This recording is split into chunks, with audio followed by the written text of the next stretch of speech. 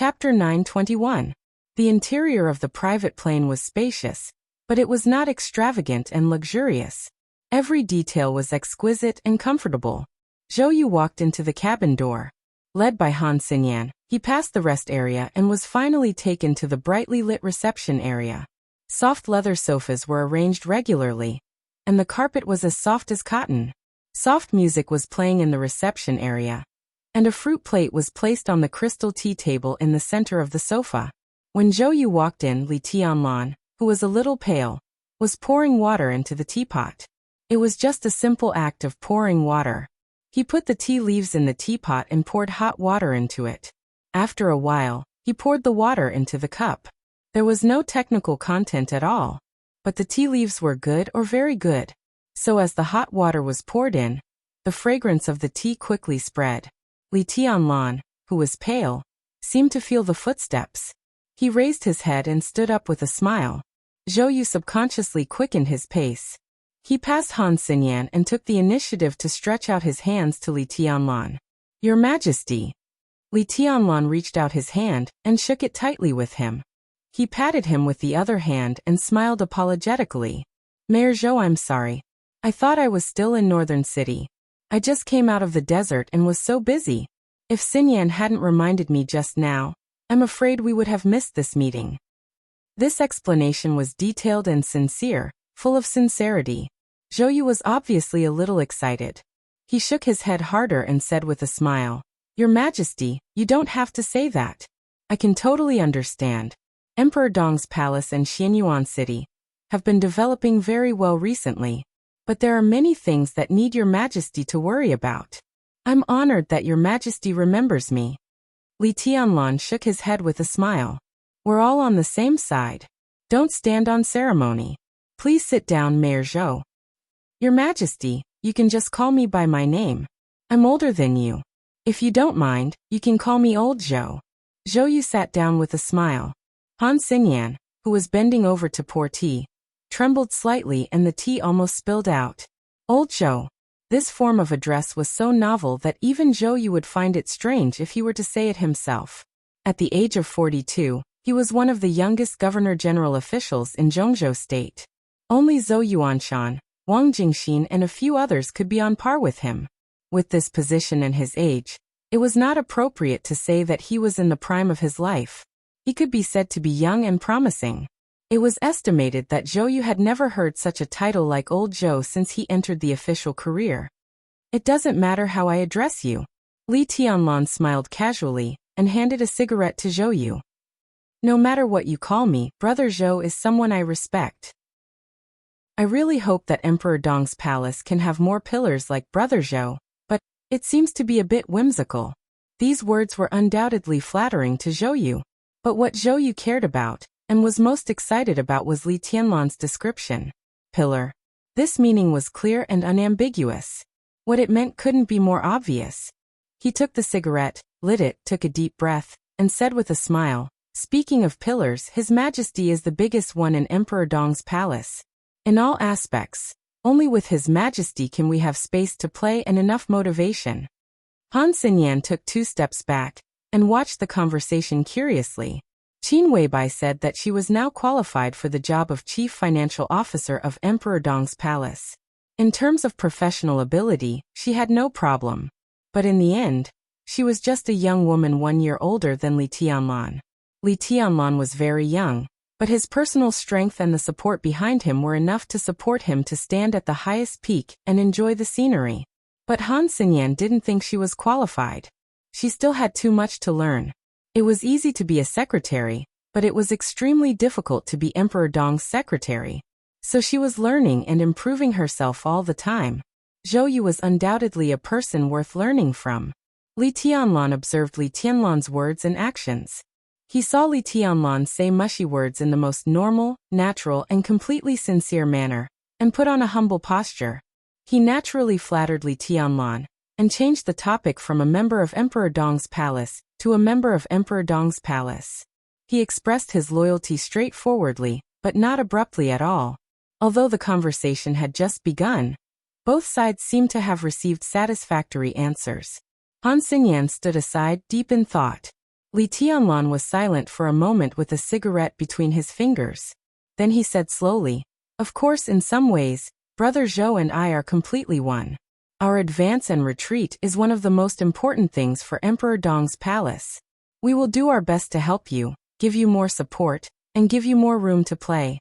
This is also the purpose of my conversation with you this time. In fact, after the funeral, military counselor suggested that I meet you. But there are still many things in Emperor Dong's palace that haven't been straightened out. I don't have a specific and detailed plan, so I naturally can't give Brother Zhou a specific promise. So I want to postpone the meeting. What does Your Majesty need me to do?" There was a slight smile at the corner of Zhou Yu's mouth. Li Tianlan and Emperor Dong's palace would give him the greatest support, which naturally meant that he had to do something. Military Counselor's Flourishing Age Fund had been developing in Zhongzhou State for many years, and had countless tentacles. Money could bring benefits, and the unimaginable amount of money brought an unbreakable covenant. For the North Group, Military Counselor was almost completely tied to them. Zhou Yu was like this. Zhou Yunhai, the current member of the Parliament of Zhongzhou State and the leader of the North Group, was like this. Xia Qiuling, the only member of parliament in the North Group, was also like this. The core framework of the establishment of the new group should be composed of Wu Jingmin and Bai Qingqian. Then some of the remaining forces of the Li family would come closer. And then part of the forces of the giant group and nearly half of the forces of the North Group would automatically become the core of the new group. In this way, the lineup of the new group was already very terrifying. But after the emergence of the new group, if the support of the giant group and the North Group was excluded, when the honeymoon period with the Southeast Group was over, the power of the new group still seemed a little immature among the several old groups. Li Tianlan would give them support, but not too much. It was not that he didn't want to, but he couldn't care less. He wanted to establish a new group to gain support, not simply to support others. So many things needed to be fought for by himself. Zhou Yu was very clear about this. And from the North Group to the new group, it was not a matter of a word or a statement. He also needed to do something to prove his position and consolidate his position in the new group. Li Tianlan glanced at him with a chuckle and asked, "I heard that Zhong Yongming has a strong desire for control? Is he also strict about some things in Huading's municipal government?" Zhou Yu's eyes flashed and he said with a faint smile, "The speaker does care about the work of the municipal government, but he doesn't intervene in specific things, especially sensitive ones." From another perspective, this sentence also seemed to indicate that Zhong Yongming couldn't intervene in some of the work of the municipal government, especially the sensitive things. Li Tianlan narrowed his eyes and glanced at Zhou Yu. Zhou Yu was the mayor, and Zhong Yongming was the speaker. Although Zhong Yongming was one level higher in rank as a member of parliament, in fact, in Huading's system, the mayor could not be regarded as the speaker's subordinate, but the speaker's partner.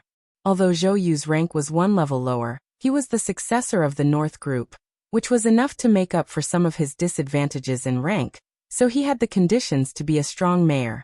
The only thing he lacked was some support. Li Tianlan thought of some secret deployments in Huading, gently tapped the teacup, and said with a smile, "Brother Zhou, I haven't met Minister Yunhai yet, but I think he has more expectations for me. So does Emperor Dong's palace.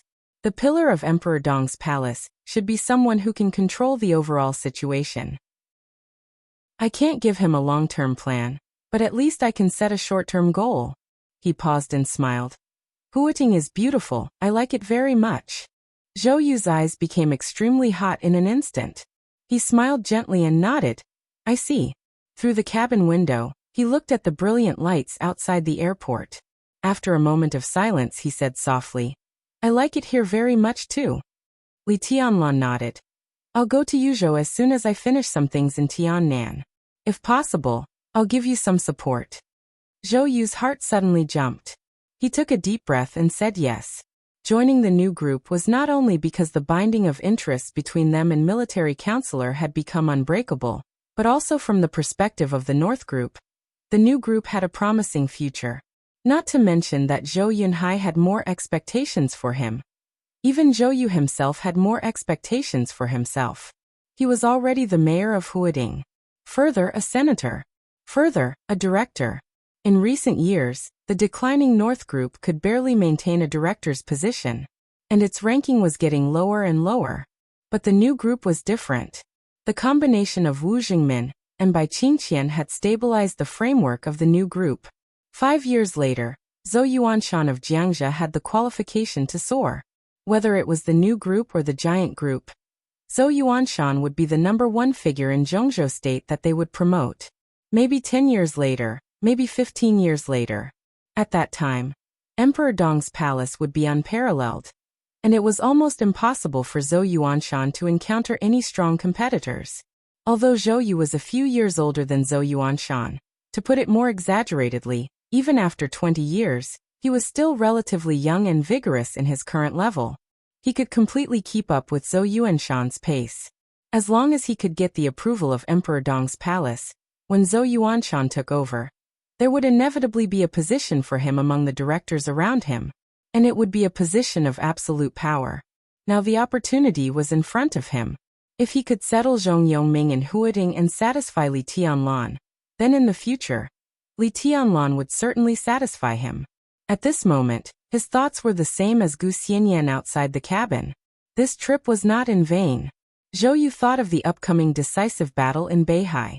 He thought of a series of possible situations after the decisive battle. This was an opportunity for the new group to expand rapidly. It was also an opportunity for him. Zhou Yu made up his mind.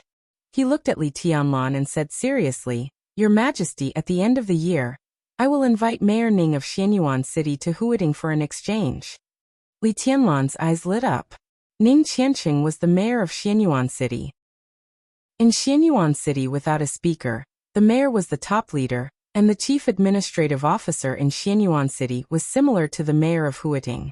Normally, only the top leader of Huading could invite the top leader of Xianyuan City to Huading for an exchange. This completely showed Zhou Yu's confidence. Very good. He nodded and laughed. The phone suddenly rang. Han Xinyan picked up the phone, walked aside, and whispered, "Hello." Less than a minute after she left, she walked back quickly and stood beside Li Tianlan, a little hesitant. Zhou Yu subconsciously wanted to get up and leave. Li Tianlan waved his hand and said calmly, "There are no outsiders. Just say it." Han Xinyan hesitated a little, nodded and whispered, "Your Majesty, there is news from the sanatorium in Yuzhou." She paused and whispered, "Li Shi just woke up. She wants to meet you." Chapter 922. Within a short period of time after he woke up, the sanatorium was bustling with activity. This sanatorium was the property of the giant group. In the past, it received some retired elderly or wounded people in the group. In more than 2 years, batches of the most advanced medical equipment were continuously sent to the hospital. The hospital was also constantly introducing talents, organizing exchanges, and learning experiences. At present, this sanatorium, which had no specific name and was not open to the public, could be said to be the world's top level in terms of hardware equipment and medical technology. Situt Songyue, Wei Kunlun, Gong Sunqi, Li Wangxing, Tribulation, Dongqing Rushi, Li Shi, all of the people with great backgrounds had stayed here before. 2 years had passed. The wounded people who came out of the chaos that swept the whole dark world left the sanatorium one by one. Tribulation and Dongqing Rushi were transferred to Tiannan. Wei Kunlun still stayed here to hold the fort. But in the sanatorium, Li Shi was the only seriously injured person who was really important and seriously injured. So the whole sanatorium seemed to be in an uproar as soon as she woke up. Wei Kunlun was the first to walk into the ward. Then came the director, the deputy director, the directors, the attending physicians, the head nurse. A group of people came in one after another in a mess. Until he saw Li Shi frowning obviously, Wei Kunlun spoke slowly, motioned several attending physicians to stay, and sent the others out. After some simple examinations, it was confirmed that Li Shi's body was still very weak, but it was normal. At Li Shi's strong request, she took a bath with the help of the nurse and simply ate something light. The doctor brought a bottle for her, which was some medicine that could help her recover quickly. Li Shi was silent, and let the doctor do his work. Wei Kunlun stood aside, like a shadow, watching all this quietly. After more than an hour of busy work, when the doctor with a relaxed and optimistic expression left the ward, Li Shi, who seemed to be silent most of the time, finally raised her head and glanced at Wei Kunlun. Madam, although I know you may know me, I still want to introduce myself. I am Wei Kunlun, the current deputy palace master of Emperor Dong's palace, codenamed Saint. This sentence contained a slow amount of information from beginning to end. Li Shi, who had been in a coma for 2 years, obviously did not wake up, so she was silent for a long time. He called himself Madam. Emperor Dong's palace. Saint. She tried hard to digest the information, but her brain was muddled. It seemed that she had a headache because of thinking. She hesitated and finally asked softly, Emperor Dong's palace? His Majesty Li Tianlan's East Palace. Saint said calmly. Li Tianlan. Your Majesty.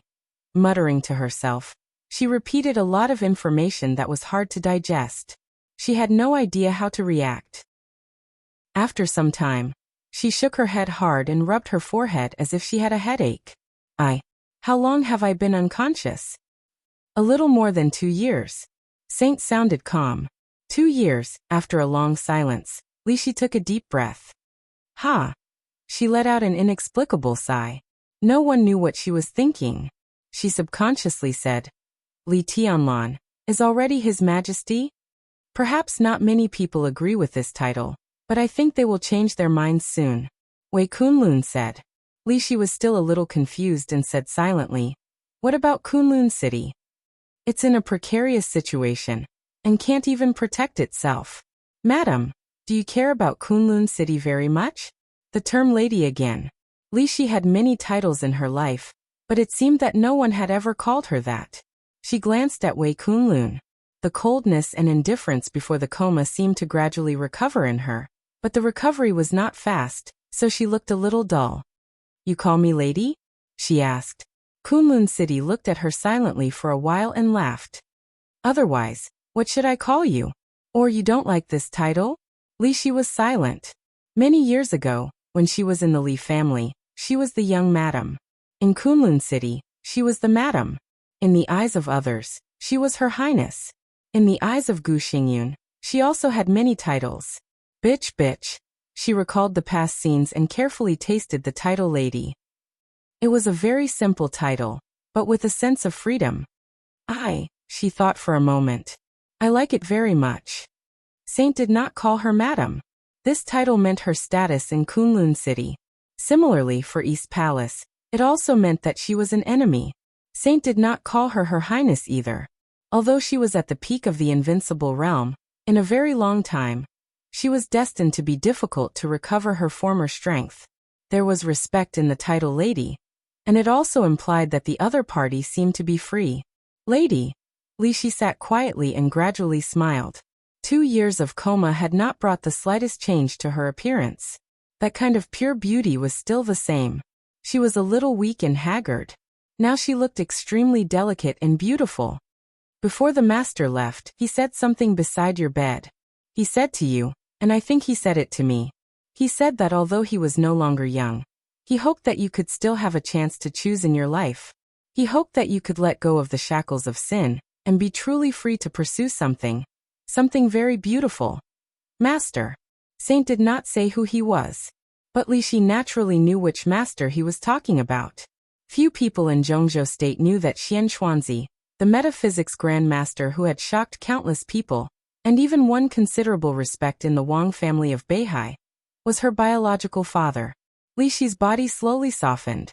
She lay on the bed and looked at the ceiling illuminated by the light in the ward. After a long time she whispered, Where did he go? I don't know. Saint was silent for a while. Although I have no evidence, it seems that all kinds of signs show that after the master left here, he went to the desert prison. At that time, His Majesty Li Tianlan was there, but His Majesty did not see him, and no one saw him come out of the desert. I think the master should have died. Why? Li Shi's voice was a little indifferent. It seemed that because she had experienced too much, her mood was a little numb, and there was no fluctuation in her tone. I don't know what he did. Maybe he did nothing. Maybe he did a lot of things. Saint shook his head. But I don't think you will see each other again in the future. Ha! With incomparably repressed emotions, Li Shi laughed softly. I don't know how to feel, she said softly. I should be sad, right? Saint was silent and did not speak. Li Shi looked at the ceiling for a long time and whispered, if possible, I hope to see Li Tianlan. His Majesty. Right here, can you ask him to come? Saint nodded and took out his mobile phone. I'll report now. Chapter 923. After the phone call, Saint did not say anything more. He just said that His Majesty was in Huating and would come over soon. Then he left Li Shi's ward. With Li Shi's awakening, whether she would leave or stay was not what Saint cared about the most. After sitting in the sanatorium for nearly 2 years, he was a little tired of it. With Li Shi's awakening, his task was almost completed. The Deputy Palace Lord of Emperor Dong's palace was in charge of Tiannan. He took some time to complete the handover with the military counselor. With the military counselor's assistance, he was in charge of the intelligence and secret forces of Emperor Dong's palace. This was the future he was looking forward to more than staying in the sanatorium. He walked out of the ward and closed the door. The moment the door closed, he peeked into the ward through the gap. In his sight, Li Shi sat up, reached out to hold her knees, and quietly looked at the night outside the window. No one knew what she was thinking. Saint shook his head and smiled. The door closed, and the whole world seemed to become quiet. The night outside the window was quiet and deep. Although it was cold in winter, there was no wind, frost, rain, or snow tonight. The street lights in the sanatorium were lit, blending with the moonlight and reflecting light in the night. It was quiet, gentle, and spacious. Everything in his line of sight was like an oil painting that had been completely frozen in darkness. It was slightly heavy, yet it carried a wisp of indescribable lightness. Li Shi sat on the bed in a daze, looking out of the window. It seemed that she had not completely woken up from the coma of more than 2 years. She was a little confused, and there seemed to be 2 personalities in her mind. One was recalling in a mess, while the other was thinking in a daze. The pictures of the first decades of her life kept flashing in her mind. They were not in a coherent world but were unconstrained. They were about her father, her daughter, Kunlun City, the Li family, countless scenes, countless smiling faces, and countless mockery. Wind and rain, ups and downs. Perhaps they were all very interesting stories. There were those who endured humiliation, those who were overcome with emotion, those who were at a loss, those who were in high spirits, and those who were completely disheartened. The images that flashed in his mind began to arrange themselves in order. Li Shi thought quietly, recalling her life. She did not lose her memory, but she remembered many things. In her memories, she looked at the people who played an important role in her life, but she could not find her place. Muddle-headed, a walking corpse. What have I been doing all these years? Or, what did he do? The past was like the wind, but the memories were like the tide. Her thoughts had only just begun, and the endless past had already completely drowned her in the next moment. She saw Gu Xingyun and the Gu clan who had endured in the past. He saw the arrogant Li Guangtu of the past. He saw Wang Tianzong, who used to be silent and a little dull. He saw Li Honghe, who stood at the peak and protected Zhongzhou state and the Li family wholeheartedly. Every single one of them was vivid in his memory. Everyone has a meaning. What about himself? He had lived for more than 50 years. Apart from becoming a tool used by others to achieve some conspiracy, what meaning did his life have? Perhaps the answer to this question had already been found after the case of treason. More than 20 years passed quickly. Until today, Li Shi finally determined that the only meaning of her life might be to pierce the man's chest with her sword. Countless laughter, happiness, longing, expectations, and promises had all turned into bubbles along with that sword strike. Fresh blood flowed down from the blade. He collapsed, laughing wildly. Everything after that, until now, was a paleness that she did not want to recall. Li Shi took a breath gently. She seemed to feel a little cold, and subconsciously held herself tighter. Your emotions are a little confused. She didn't know how much time had passed. In the extremely quiet room, an indifferent voice suddenly sounded in Li Shi's ears. Li Shi, who had been completely immersed in her memories, suddenly shook and raised her head subconsciously. Li Tianlan stood by the bed and looked into her eyes. His expression was calm. How do you feel? Li Shi looked at him in a daze. After a while, she shook her head and said, I'm fine but not very good. It will take some time. Li Tianlong nodded and did not choose to sit down. He just said in a calm voice, "Go ahead." He stood by the bed motionless. The black windbreaker wrapped his body, and the complicated golden lines on the windbreaker shone softly and slightly under the light, but every ray of light was like the sharpest sword light. Li Shi quietly felt the aura, laughed at herself and whispered, "I know the East Emperor Palace, but the East Emperor Palace has become the East Emperor Palace. Now you are really qualified to be called Your Majesty." Li Tianlong did not speak. "How is she?" After a moment of silence, Li Shi continued to ask. This question was a bit abrupt, but Li Tianlong could basically be sure who she was talking about. Li Tianlong's mouth twitched. "You care?" Li Shi hugged her body tightly and leaned against the corner of the wall. Such a posture might look a little delicate and pitiful on others, but on her, it was a kind of lifeless sadness. "Do you want to say that I don't deserve it?" Li Tianlong narrowed his eyes. His expression was still calm, but his voice became a little cold and hard. "She will be fine." "Thank you," Li Shi whispered. "If no, forget it." Li Tianlong nodded. "If there's nothing else, I'm leaving. I thought you would have something to ask me." Li Shi laughed at herself again. "Do you already know, or ask you what?" Li Tianlong looked at Li Shi quietly. "Ask if you are my mother?" Li Shi's palm suddenly clenched and she seemed a little nervous. "Am I? What do you think?" Li Tianlong laughed. Li Shi stared at Li Tianlong's eyes in silence. There was a smile in her eyes, but there was no emotion in her smile. "Yes and no," she whispered. Li Tianlong nodded and said yes. "When did you know?" Li Shi asked. "After the chaos was over. When I returned to Yuzhou, I asked a lot of people about Mormons, but it doesn't matter. I don't know anything, and I don't want to know. It doesn't matter." "Escape?" Li Shi's eyes were a little deep. "Refuse to forgive them, or you think too much?" Li Tianlong smiled. "I don't hate anyone, let alone forgive them. I don't want to know, and they don't seem to want me to know. Things have come to this point, but there is no need to point it out. It's good to know. I have suffered a lot since I was a child, but Grandpa is very good to me. I have no resentment in my heart, not at all. Moreover, some things don't need to be changed. Whether my surname is Li or Dongcheng." He was silent for a while and said faintly, "We are all together. We are all a family. What's the difference?" Li Shi lowered her head silently. Li Tianlong waited for a while. Just when he wanted to leave again, Li Shi spoke, but it was a topic that had nothing to do with his life experience.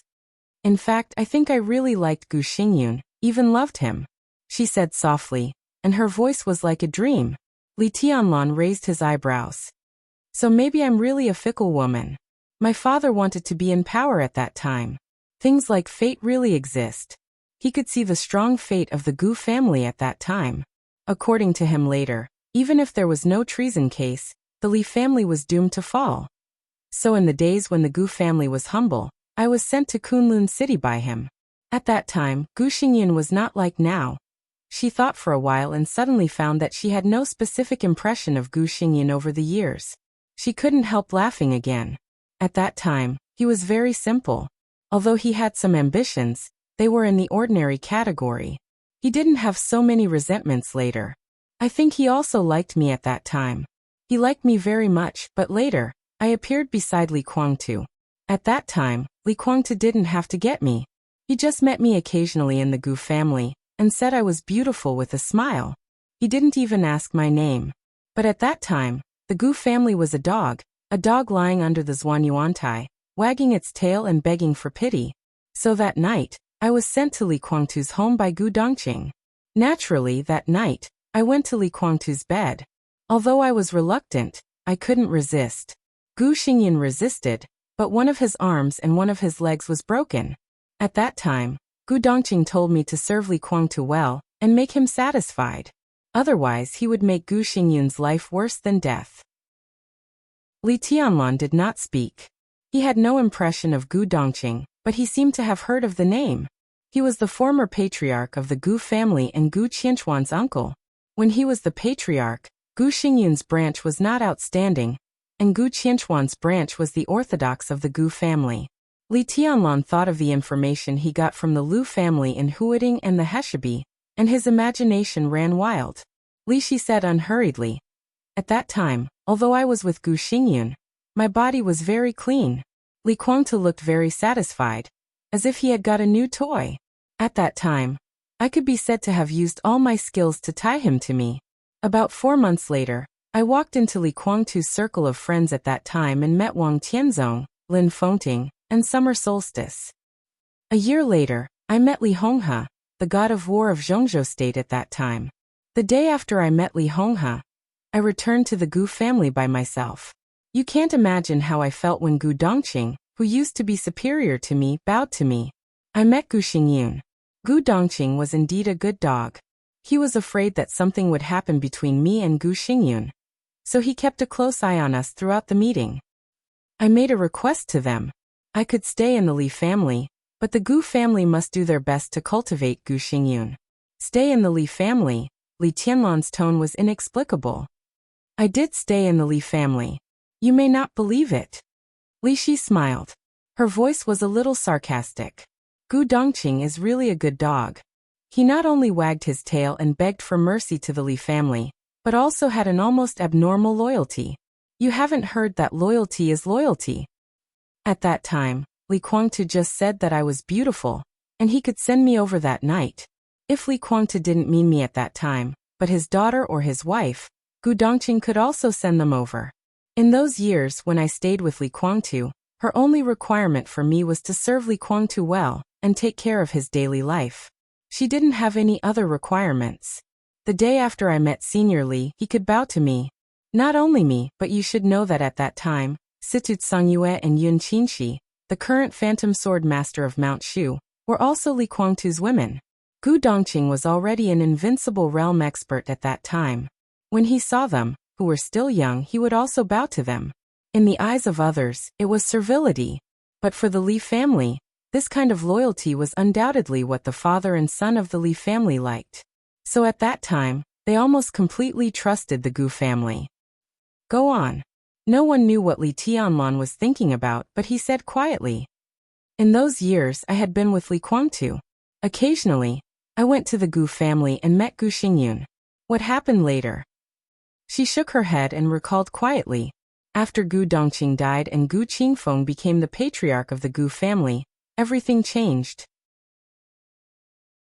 Chapter 924. Li Tianlan was no stranger to the name Gu Qingfeng. He was the patriarch of the Gu clan before Gu Xingyun, the father of Gu Qianchuan. It was he who got the imperial jade seal and Heshabi, but he was killed by Lu Tianqing of the Lu family in Huading. Lu Tianqing barely entered the invincible realm in the process of exploring the imperial jade seal. Finally, more than 10 years ago, he fought with Situ Tsangyue in Taibai Mountain. Lu Tianqing was defeated and died. Sai City rose, and the status of the Lu family plummeted. In the end, when facing Li Tianlan, in order to protect himself, he gave the imperial jade seal to him, and he gave the imperial jade seal to Tribulation. Surrounded by an indescribable emotion, Li Tianlan reached out and touched his chin. Gu Qingfeng is disloyal to the Li family? It's not just unfaithful. Li Shi shook her head. It's hatred and resentment. In fact, in the eyes of outsiders, that kind of emotion is normal. Not everyone is willing to be a dog. Although the Li family treated them well, a dog is a dog. Even if they had to stand and eat the leftovers, not many people would be willing to eat meat while kneeling. Li Tianlan looked at Li Shi and asked calmly, "What does Gu Qingfeng want you to do?" Speaking of the past with this mentality, Li Shi's heart was calm and almost numb. He tried to let me control Li Kuangtu. Control was a very comprehensive word. Controlling Li Kuangtu's whereabouts, controlling some of his plans, controlling some information, influencing his stance, for the Gu family, which was attached to the Li family at that time. If Li Shi could do all this, the benefits to the Gu family were self-evident. You actually agreed, Li Tianlan said. Naturally, I won't agree to Gu Qingfeng's request. Li Shi was expressionless. At that time, I was very good with Li Kuangtu. He really doted on me. The reason why Situ Tsangyue and Yun Qinshi didn't like me was also because he doted on me. I was with him all year round. Many people in the Li family had begun to call me young madam. Li Guangtu even wanted to marry me. I was the woman that Gu Dongqing gave to Li Guangtu. His purpose was very pure. He wasn't afraid of Gu Qingfeng threatening me. Moreover, he didn't dare to threaten me. At that time, I was almost out of the control of the Gu family. So, Li Tianlan understood. Is it Gu Xingyin? Li Shi was silent for a long time before she said, yes. I'm not sure whether Gu Dongqing's death had anything to do with Gu Xingyun, but it's obvious that he hated Gu Chongqing for giving me to Li Guangtu. Similarly, he hated the Li family as much as he hated Gu Dongqing. Li Shi lowered her head. As Gu Dongqing's goddaughter, I attended his funeral. On the day of the funeral, I saw Gu Xingyun. At that time he wanted to touch me, but I didn't agree. I don't know whether I was afraid or unwilling. Even now, I don't know my mood at that time. Gu Xingyun was very angry at that time. He said that he would destroy the Li family and kill Li Guangtu completely. He said that I was his and said a lot. He hoped that I could help him. And then you began to betray everything about Li Guangtu. Li Tianlan asked. This time, Li Shi hesitated for a longer time. She seemed to be recalling something, but there was some confusion in her eyes. After a long time she whispered, I don't know. Not sure? Li Tianlan raised his eyebrows. I don't remember. Li Shi whispered. I still remember all the details of besieging Li Guangtu that year, but it was only that battle. Before that, I don't know whether I had betrayed Li Guangtu or the Li family. She frowned tightly, and there was an unconcealable pain in her cold and indifferent eyes. No, I should have done it once. At that time, Senior Li and Li Guangtu had a fierce fight. At that time, he had just entered the invincible realm. The old patriarch of Beihai died. It seemed that because of this, Senior Li told him not to set his eyes on the Wang family of Beihai. She frowned tightly and looked more and more painful. Li Guangtu. At that time, he said that the Wang family of Beihai was no longer worthy of their status, and this was an opportunity for the Li family. Senior Li said that the Li family couldn't do it either. It seemed that there was something inside Beihai. At that time, the Li family couldn't stop it at all. Li Guangtu said that he wanted to see it. I don't remember. Later, I should have told this news to Gu Xingyun. I seem to remember this thing, but I don't remember doing it. She remembered that she had told this news to Gu Xingyun, but she didn't remember doing it herself. Such a contradictory sentence made Li Tianlan's eyes become extremely deep in an instant. Li Shi shook her head fiercely and glanced at Li Tianlan. You should know what's going on. You've been hypnotized, Li Tianlan said calmly. Or at least someone has secretly imposed a very serious psychological suggestion on you. It can make you do something in a sober state, but it won't let you remember what you have done. Obviously, there is at least one real master in the spiritual field in Kunlun City, and it is very likely that it is Gu Xingyun himself. Li Tianlan twitched the corner of his mouth and whispered, It's really deep to hide. Maybe, Li Shi murmured to herself. In fact, at that time, the Gu family had already secretly planned to take action against Li Guangtu, but it was just a plan and there was no breakthrough. However, after knowing Li Guangtu's ambition, the Gu family confirmed the plan and let some hidden pawns take action to provoke the relationship between the Li family and the Wang family of Beihai. During that time, Senior Li was very busy. Li Guangtu was arrogant and disdained to explain those provocations on the surface. Sometimes, in order to test the attitude of some forces of the Li family in the Southeast Group, he even chose to acquiesce. The plan went very smoothly. Before they were sure to take action, Summer Solstice took the initiative to find Gu Xingyun. Gu Xingyun and several invincible realm experts took dozens of thundershocking realm experts to besiege Li Guangtu. Summer Solstice took action at the most appropriate time. When the murderous weapon of the Li family was about to fire, she destroyed the infinite sky and seriously injured Li Guangtu.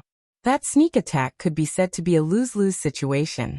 Summer Solstice's injury has not even healed yet, and Li Guangtu, who was also seriously injured, was completely crazy at that time. In fact, with his strength at that time, if he wanted to escape, he had a chance, but he lost his mind and completely wanted to take everyone with him. Li Shi smiled bitterly. So I appeared in front of him and pierced his heart with a sword. I remember all the scenes of that battle very clearly. The Gu family stole my newborn child and threatened me with the lives of the child, and my father to kill Li Guangtu. I was really shaken at that time. Maybe the Gu family magnified the psychological suggestion in my heart at the moment I was shaken, and gave me enough reasons. In fact, when I took that sword, I regretted it. When I was in the air, I cried. Li Guangtu also saw me and hesitated for a moment. In less than a second, the treason case happened, and the Li family ended. The Gu family stole your child? Li Tianlan asked. It's my daughter. Li Shi's eyes were a little dazed. My daughter and Li Guangtu's were in the Yuzhou military headquarters hospital at that time. It was the hospital with the best conditions at that time. In terms of obstetrics and gynecology, there were more authoritative doctors. She raised her head and took a deep look at Li Guangtu. So at that time many pregnant women with status would choose to give birth there. I was like this. She hesitated for a moment and said in a voice without any emotion, so was Bai Qingqian. Li Tianlan was expressionless and did not move. The situation at that time was actually very tense.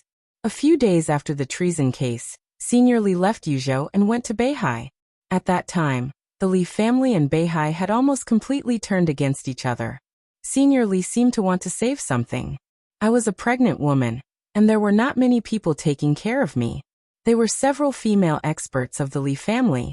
At that time, no one thought that there would be any problem. After all, the Li family had not fallen yet. Who dared to hurt me? But the accident happened. Gu Xingyun sneaked into the hospital in person. At that time, he thought that there were no big shots in the hospital. No one could find him. Oh, no one found him at that time, but there were still big shots. At that time, Dongqing Hanguang, the minister of the military headquarters, was in the hospital. Because on the same day that I gave birth to my daughter, Bai Qingqian also gave birth to a son for the Dongqing family. They were born on the same day in the same month of the same year. Li Tianlan took a deep breath and did not speak. I was a little weak after delivery. Because of the anesthesia, it was difficult for me to move, so I was not very clear about a lot of things. But in the process of cleaning up after the baby was born, it was said that a soldier rushed in directly, laughed and called him godson, and took my daughter away. When the nurse found out that she had taken the wrong person and chased out, Gu Xingyun walked in. At that time there were two babies, a boy and a girl in the room. One was a child of the Dongqing family, and the other. Li Shi smiled. He knew that I gave birth to a daughter, so he didn't touch the boy, but took away the girl who was also just born, and me. When the Dongqing family found out that the soldier had taken the wrong child and took the child that really belonged to their family back, they found that the mother of the girl they had been holding, that is me, had disappeared. Li Tianlan's mouth twitched, and he said in a low voice, "Who was the person who took your daughter out at that time?" "Thunder God of the Dongqing family," Li Shi said. Li Tianlan remembered Thunder God, who had accompanied him in the desert prison for more than a year, and he didn't know what to say for a while. Later, the treason case broke out. The Dongqing family didn't give the child to Li Honghe until he came back. But I don't know why the granddaughter of the Li family became the grandson, and the grandson of the Dongqing family became the granddaughter. She looked up at Li Tianlan and suddenly said, "Do you think it was intentional or unintentional?" I heard that soon after, Bai Qingqian and Dongqing Wudi completely fell out. Although they didn't divorce, they basically broke up with the Dongqing family. They haven't returned to the Dongqing family for nearly 20 years. It wasn't until you appeared that they got back together. Li Tianlan stared at her silently. After a long while he said, "Oh." His expression was calm, and his tone was neither salty nor light. "You really don't care about these things." Li Shi smiled. "It doesn't make any sense," Li Tianlan said calmly. "Maybe." Li Shi answered absent-mindedly. "After the case of treason, they forced me to kill the child who was mistakenly adopted. You probably know what happened next. I returned to Kunlun City and gave birth to Qingqing for Gu Xingyun. So many years have passed in a flash. Sometimes Gu Xingyun may be right. I'm really a bitch. I'm a fickle woman who likes the new and dislikes the old. I liked Gu Xingyun, but eventually fell in love with Li Guangtu, But I gave birth to a daughter for Gu Xingyun. Her voice gradually became lower. If I could have made different choices at the beginning, it would have been great. Now I have. Li Tianlan said calmly. Li Shi's body trembled slightly, and she didn't speak for a long time. If you need any help, just tell me. Li Tianlan smiled. As you just said, you are not my mother, but you are my mother. Although no one is willing to admit this, I am still willing to help you do something. Li Shi was silent for a long time. I have 2 daughters, she said softly with a trembling voice. One is by your side, and the other, I hope you can take her out and let her leave Kunlun City. You are His Majesty. You can do it. Anything else? Li Tianlan asked. It's not easy. Li Shi looked at him, and her voice was pleading. Li Tianlan thought of the psychological hint on Li Shi and nodded. Anything else? Li Shi shook her head and whispered, No. After this matter, if you don't mind, leave a place for me in Emperor Dong's palace. Divine Emperor of 9 Heavens.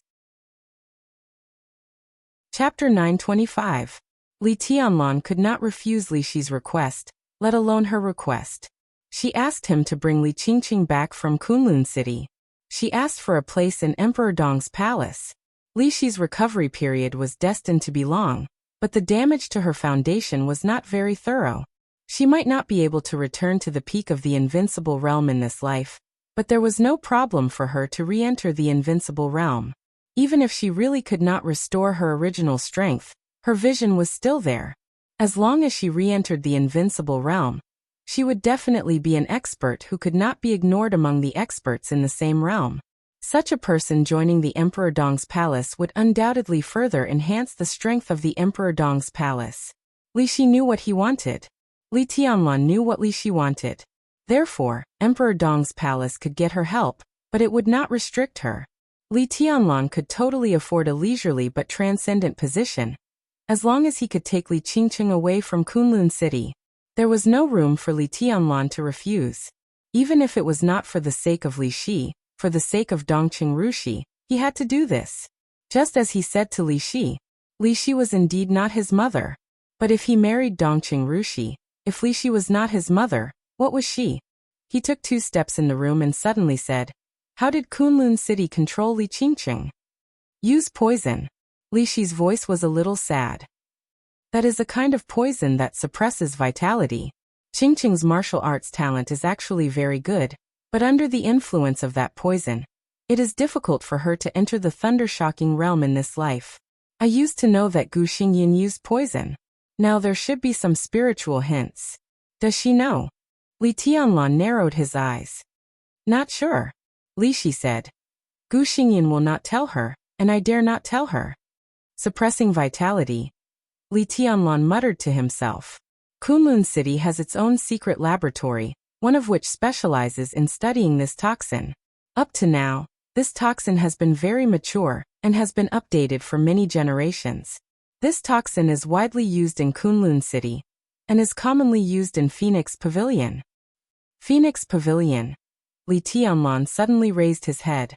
This was also a name that he was extremely familiar with. The first time he heard this name was in East Island, and he heard it from Jiang Shangyu. Tell me about the Phoenix Pavilion. Li Tianlan looked at Li Shi and said slowly, It's a female organization controlled by Kunlun City. It's responsible for a wide range of areas, including female killers, female spies, female stars, female officials, and female tycoons. Most of them target them with beauty. She frowned and didn't go on, but Li Tianlan had obviously understood what she meant. How many people does the Phoenix Pavilion have? Li Tianlan asked. There are about 600 formal members. Their average age is 23 years old, and their appearance and temperament are the best. They have also been secretly developing for many years. There are the most professional teachers in the Phoenix Pavilion, including etiquette, dance, music, finance, politics, and even bed techniques. In all fields, as long as you want to learn, there will be people to teach you. Almost all the people who come out of the Phoenix Pavilion are mistresses that men dream of. Gu Xingyin uses his own channels to send these young and beautiful women to their targets and give them the life they want. In return, they will use their men to help Kunlun City in some aspects. which is mutually beneficial. For example, you can probably understand the quality of the Phoenix Pavilion. There is now a thunder-shocking realm assassin named Du Hanin in Emperor Dong's palace. She was once targeted by Gu Xingyun, and intended to be the target of Phoenix Pavilion. In the evaluation of the Phoenix Pavilion, Du Hanin's evaluation level is A, not only because of her appearance, but also because she has the Yin vein. Because she has the Yin meridian, she has an extra level. If it's just her appearance, she's probably B+. Li Tianlan was speechless for a while. He naturally knew Du Hanin. She was a beauty, a great beauty.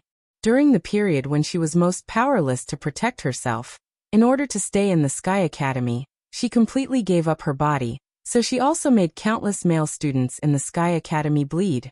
Li Tianlan had seen many beautiful women. However, if only in terms of appearance, Du Hanin could definitely be ranked in the top. Such a person was only A in the evaluation of the Phoenix Pavilion? Oh, if only in terms of appearance, it was only B+. He thought about it and asked, the highest level in the Phoenix Pavilion is A? The highest level is X, then S, A and B. The lowest level is B. Li Shi's voice was calm. Li Tianlan couldn't help laughing. Du Hanin's appearance is only B+? I'm very curious.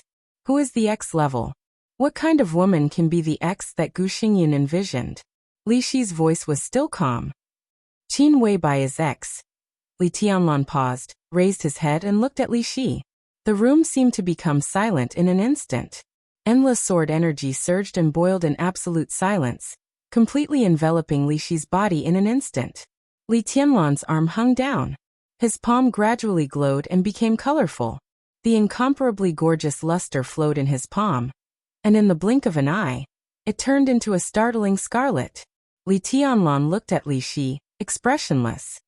I'm willing to respect you, but only if you deserve my respect. Nonsense, do you want to die? Li Shi felt the sword energy around her almost pointing at every vital part of her body. Her eyes subconsciously stared at Li Tianlan's palm. The scarlet light kept shrinking and shrinking. In the light, she felt a kind of pure sword energy full of destruction. Her body trembled instinctively under the huge threat, but her heart and voice were still calm and shocked. Phoenix Pavilion will put every qualified target on the list, but it doesn't mean that they are people of Phoenix Pavilion. If they are on the list, it means that Kunlun City wants to target these people, but it hasn't found a chance. I don't want to anger you, but I can say responsibly that Qin Weibai is indeed on that list, and she is the only X. Although she is not in Phoenix Pavilion, as long as there is a chance, Gu Xingyun will definitely get her to Phoenix Pavilion at all costs. Below the X level is the S level. At present, there are more than 10 people on the S level list in Phoenix Pavilion, but only 3 really belong to Phoenix Pavilion. The first is me, the second is Qingcheng, and the third is a girl who joined Phoenix Pavilion a few years ago, named Gu Xianyan. In addition, Wang Yuetong and Nalan Shuriying of Beihai, Situt Songyue of Sai City, Flaming Fire of Samsara Palace, King Tong of the Rothschild family, Dongqing Rushi of the Dongqing clan. They are all on that list, and they are the targets that Gu Xingyun wants to target. As for the A level, Phoenix Pavilion currently has 30 people, and the candidate list is longer. Tell me who you know. Your secretary Han Xinyan, and your sister Dongqing Qiuqi, are on the A-level candidate list of Phoenix Pavilion. Li Tianlan laughed. The infinite sword intent slowly converged, and his anger began to fade, but his eyes gradually carried a trace of extremely dangerous and cold aura. This list is authoritative enough. His voice was gentle and soothing. Who gave him the guts to make such a list of candidates? Who gave him the courage? Who? It's just a list. At least so far, Kunlun City hasn't done anything to the people on the list. Li Shi said. Li Tianlan sneered. That was a load of crap. Anyone on the list could be involved in a behemoth, and some even had the peak individual strength, such as Situt Songyue and Flaming Fire. However, with the current strength of Kunlun City, Gu Xingyun might not even be a match for Flaming Fire. If they were on the list, Gu Xingyun would at most think about it. If this was his ambition, it would be too wild. However, he dared to make this list, which was already a capital offense in Li Tianlan's eyes. I don't want to provoke you by saying this. You should be very clear that you can kill Gu Qianchuan, but you can't touch Gu Xingyin now. It's not the time yet. You help me bring Qingqing back, and I will do my best to help you destroy Kunlun City little by little. Li Shi whispered. Li Tianlan stood where he was and took a deep breath. All the irritation and ferocity in his heart were suppressed by him. If this is a deal, Li Tianlan said calmly, deal. The light in the ward slowly fell. Under the light, Li Tianlan's figure became illusory, blurred, false, and finally completely void. Li Shi sat on the bed motionless. As early as in Mormons, from the moment he stood beside Li Guangtu, she completely betrayed Kunlun City. She entered the Li family from Kunlun City, and finally betrayed the Li family. She returned to Kunlun City from the Li family and finally betrayed Kunlun City. Li Shi smiled. At this time, she did not have any burden in her heart, but felt a little ironic. In the past many years, except when she was affected by psychological suggestion, every time Gu Xingyin pressed on her, every time he slapped her, and every insult fell into her ears, she thought of the same thing. One day, she would let Gu Xingyin die a horrible death. She used to love him. But later, she fell in love with Li Guangtu. Her feelings for Gu Xingyin gradually turned into hatred. Naked, crazy, extreme, and hysterical. Her father, who sent her to Kunlun City that year, had left. As long as her daughter could get rid of the poison and return to her side, she would be free. Li Shi trembled and took a deep breath. Her heart was full of comfort. Once again, she clearly smelled the taste of freedom. It was so strange and so beautiful. When Li Tianlan came back, she could probably live for herself for the rest of her life. At this moment, she suddenly thought of her father's words. At that time, Xian Xuanzi predicted that the Gu family would rise in Zhongzhou State and replace the Li family, so he sent her to Kunlun City. But the Gu family did not replace the Li family by the Gu family. In the future that Xian Xuanzi saw, the Wang family of Beihai and the Li family would completely fall out. After both sides suffered losses, the Gu family would take advantage of the situation to rise. Gu Qingfeng and Gu Qianchuan would enter the invincible realm. Gu Xingyun and Li Shi could reach the peak of the invincible realm. And the next generation, Gu Hanshan, who had the heavenly king heart, also meant an absolutely beautiful future for Kunlun City. Such a lineup was already the top superpower in the dark world. However, all of this had changed the moment she was sent to Li Guangtu's side. What was even more ridiculous was that Kunlun City did not know that it had changed its beautiful future and embarked on a road that was doomed to be irreversible. Li Shi moved her body, lay on the bed, and closed her eyes. The window seemed to shake for a moment. The space over the entire sanatorium suddenly twisted. A colorful sword light went up against the sky in an instant and went straight into the sky. In the sanatorium, Saint, who was chatting with Han Xinyan, suddenly raised his head. In his sight, the majestic and wanton sword light kept going up. It was like a rainbow crossing the sky. The abundant and sharp sword light illuminated the night sky of Yuzhou City, went farther and farther, and flew straight to the northwest.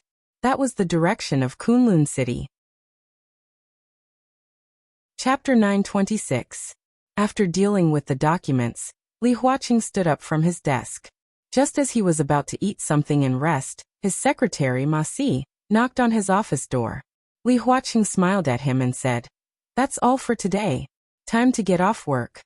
Ma Si also nodded with a smile and whispered, "I just received a call from Minister Dongcheng."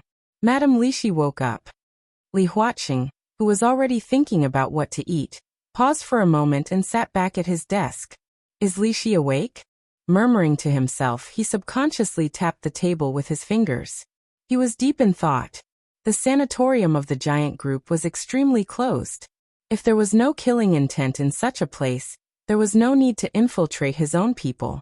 Any invincible realm expert was the core combat capability in any country, and it could even be said to be the core trump card. No matter what Li Shi's identity was, her strength at the peak of the invincible realm was there. No one said anything when she was in a coma.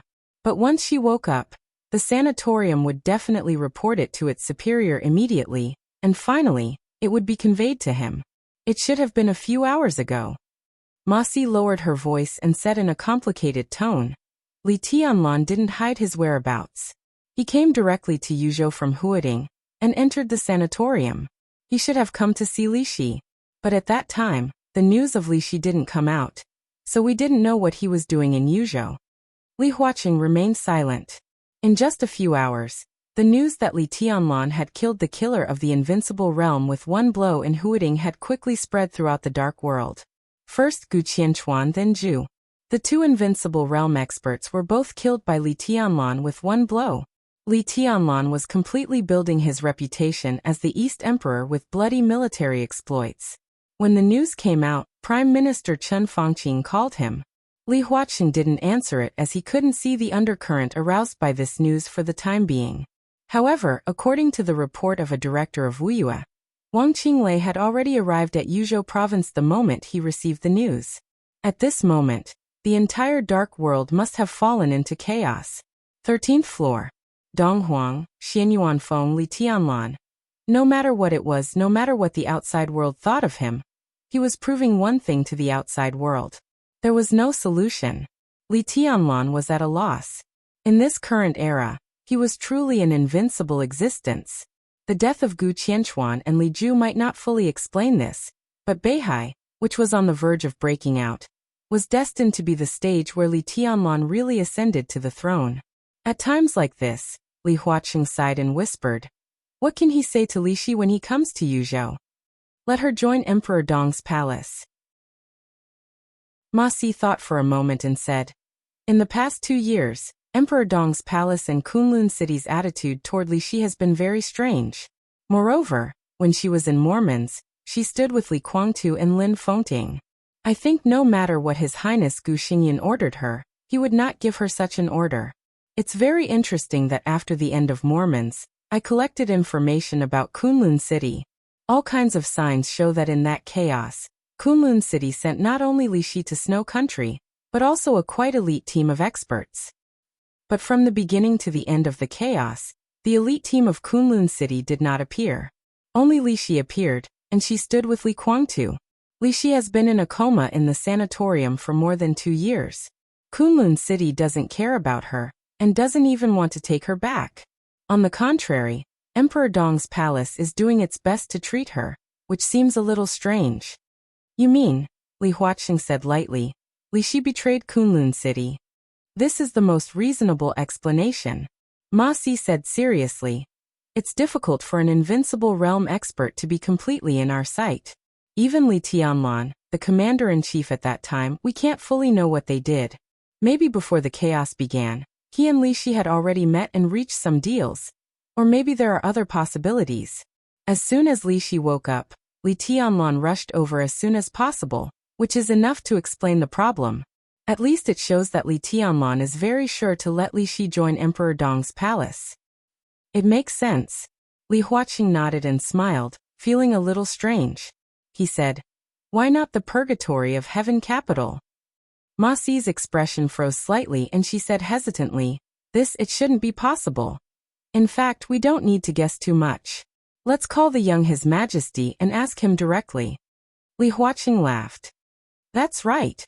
Ma Si smiled and took out her mobile phone. The mobile phone vibrated. Almost at the same time, the ringing sound came from Ma Si's and Li Huaqing's mobile phones. That was a message push. People at their level naturally wouldn't pay attention to 2 boring things. All the things that could be pushed to their mobile phones were basically important events. "What's that?" Li Huaqing said, took the mobile phone, and was a little surprised. "Celestial phenomenon? Meteor? What's that?" A colorful flowing light appeared in the sky over Yuzhou. Strange celestial phenomenon suspected to be an extraterrestrial meteorite. Looking at the somewhat inexplicable title, Li Huaqing and Ma Si opened the special push software at the same time. A short article and a short video appeared on the screen, which seemed to be reprinted from other media. In the video, an incomparably brilliant light appeared in the sky almost in an instant. The light crossed the night and disappeared in an instant. For a moment, Li Huaqing understood the meaning of the word "suspected" in quotation marks. Almost everyone could see that the ray of light had risen from the surface of the earth to the sky and disappeared in an instant. Number 32 Qinghe Road. Ma Si finished watching the video and read the article. It was clearly written that the light first rose from near number 32 Qinghe Road. His body stiffened, and he looked up at Li Huaqing. The sanatorium. Number 32 Qinghe Road was the address of the sanatorium of the giant group. What? Li Huaqing's tone was a little slow. That light is probably Li Tianlan. Ma Si swallowed, and his tone was a little difficult. Are you kidding me? Li Huaqing said subconsciously. That light was Li Tianlan. This statement was just like telling a fairy tale. Li Huaqing could accept the sword light that went from the central plains through Yanzhou, Dongshan, Yuzhou, Longjiang to Beihai, and then through Suzhou to the desert of Beijiang, because it was a living murderous weapon.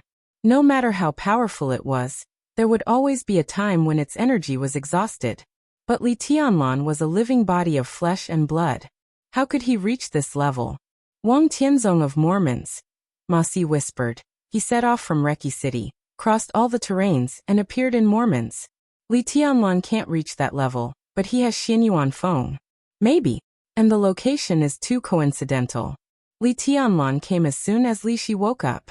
This light appeared from the sanatorium and went directly to the northwest. His voice stopped abruptly. All the speculation was meaningless. The most important thing was that the light suspected of Li Tianlan went to the northwest. That was the most terrifying fact. Ma Si glanced at Li Huaqing. Li Huaqing's voice suddenly rose. Call him.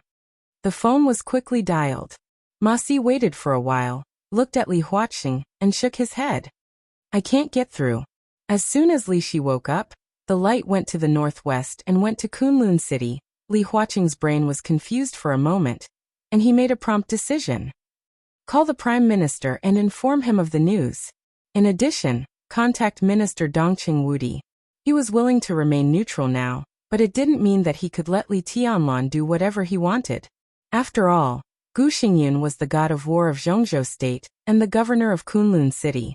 In any case, nothing could happen to Gu Xingyun. That was the minimum bottom line. Kunlun City.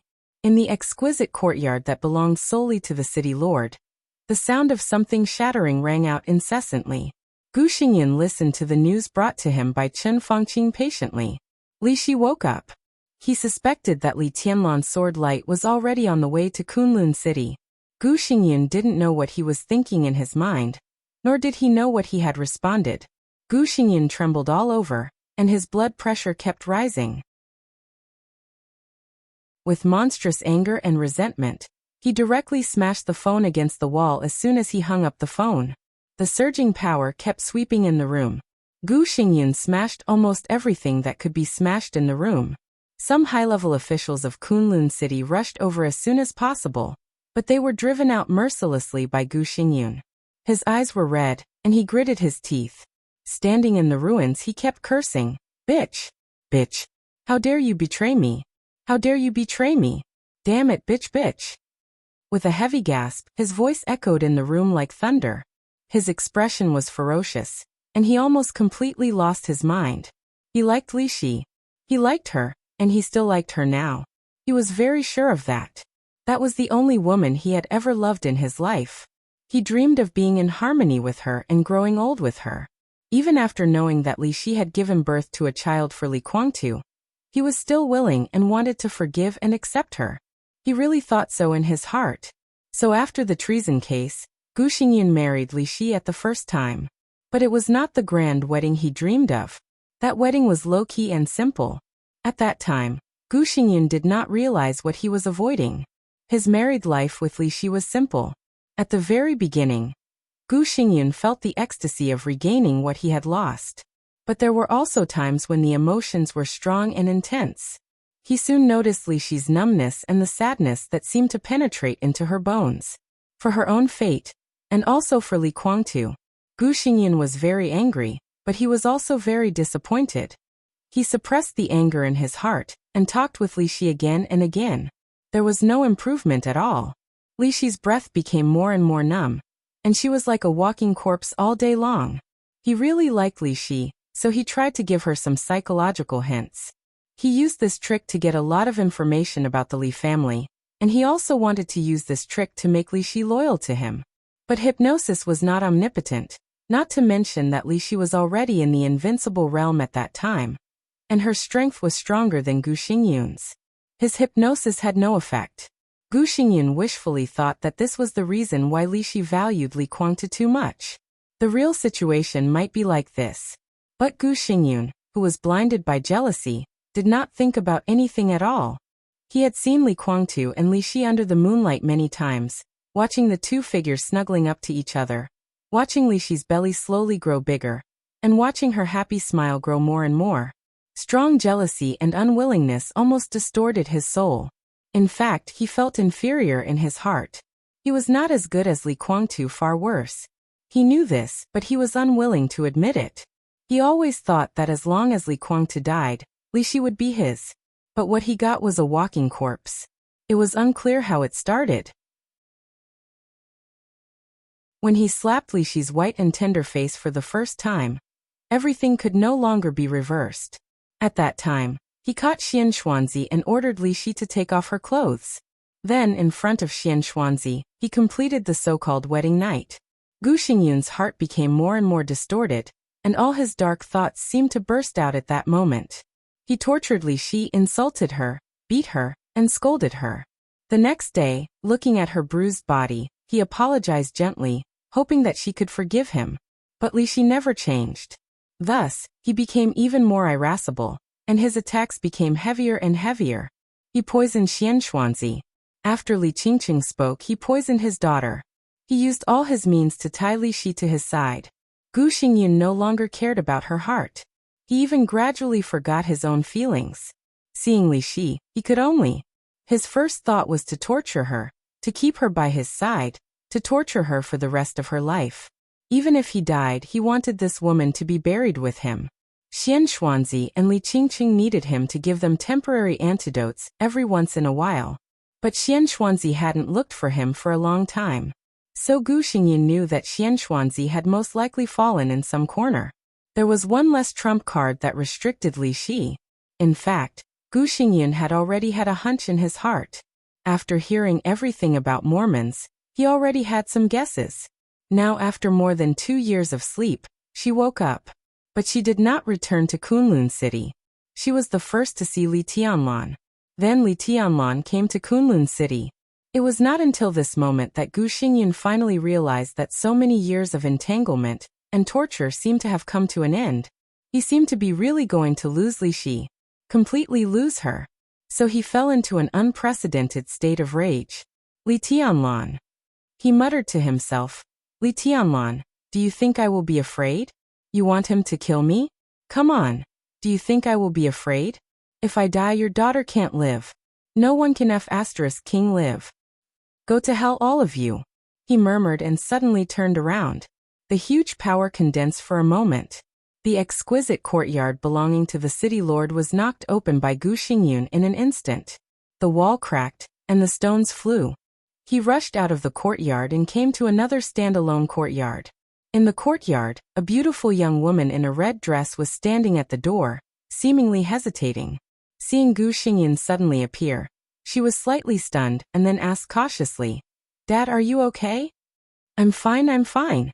Gu Xingyun's voice was cold, and he looked at Li Qingqing in front of him. Are you going out? Where do you want to go? Why, Kunlun City can't tolerate you. Li Qingqing's face was a little pale. She looked at Gu Xingyun and could not speak. Get into your room. Gu Xingyun's voice was cold and vicious. Without my permission, you are not allowed to step out of the room. Li Qingqing looked at him speechlessly, a little confused and a little innocent. Gu Xingyun suddenly raised his hand. Slap. He leaned forward and slapped Li Qingqing hard in the face. Li Qingqing's body was directly whipped up, broke the window, fell into her room, and passed out on the spot. Gu Xingyun's expression was complicated. He took a step forward subconsciously, with some pity, some apology, some madness, some ferocity, and countless expressions constantly intertwined on his face. He seemed to want to go in and see his daughter, but finally stood there and sneered. His figure flickered and disappeared in an instant. The next moment, he had appeared in front of the gate of Kunlun City. The night was dark, and the sky was full of flying snow. In the flying snow, He sat in front of the city gate, looking in the direction of Yuzhou with a cold expression. As long as Li Tianlan dared to come, he had already made up his mind. As long as Li Tianlan dared to come, he would kill Li Tianlan here at all costs. The wind was cold, and the snow was cold. He sat there, waiting silently, like a statue. The night deepened, turning pitch black, and becoming silent. The deep darkness slowly passed. The faint light lit up little by little in the flying snow. Dawn was coming. A stream of light suddenly lit up in the distant sky. The rainbow-colored light seemed to carry with it endless light. Dawn broke in the sky. At the moment when day and night alternated, the extremely distant sword light suddenly appeared in front of Gu Xingyun. It was unparalleled brilliance and sharpness. It was high and dazzling. The light pulled a long rainbow that tore the sky 10,000 meters away. The colorful light shone. At dawn, a rainbow as long as 10,000 meters suddenly appeared in front of the snowy Kunlun city. Everyone who saw the scene froze in place and stared blankly at the phenomenon that seemed to have surpassed the power of nature. The rainbow drew an arc in the air, extended toward Kunlun city, and finally landed in front of the gate of Kunlun city. The colorful sword light was stable and bright, like a bridge. Surrounded by endless light, Li Tianlan stood on the rainbow, like a god. He looked at Gu Xingyun sitting on the gate tower with cold and majestic eyes. Gu Xingyun raised his head and looked at him with indifferent and cruel eyes. Gu Xingyun. Li Tianlan spoke faintly. His voice instantly swept the whole Kunlun city with the wind and snow, echoing on the snow-capped peak. Li Tianlan. Gu Xingyun laughed, but there was no smile in his eyes, only endless viciousness and killing intent. What are you doing here? I want a person from you. Li Tianlan said faintly. Gu Xingyun was stunned for a moment. He thought that Li Shi asked Li Tianlan to kill him, but he didn't expect that she just wanted a person. Me. He asked back, suppressed the complex emotions in his heart, and said indifferently, "Who do you want?" Li Qingcheng. His voice was neither high nor low, but it echoed throughout the city. At this moment, standing on the rainbow, he had almost completely integrated with the endless snow-capped peak. Gu Xingyun suddenly fell silent.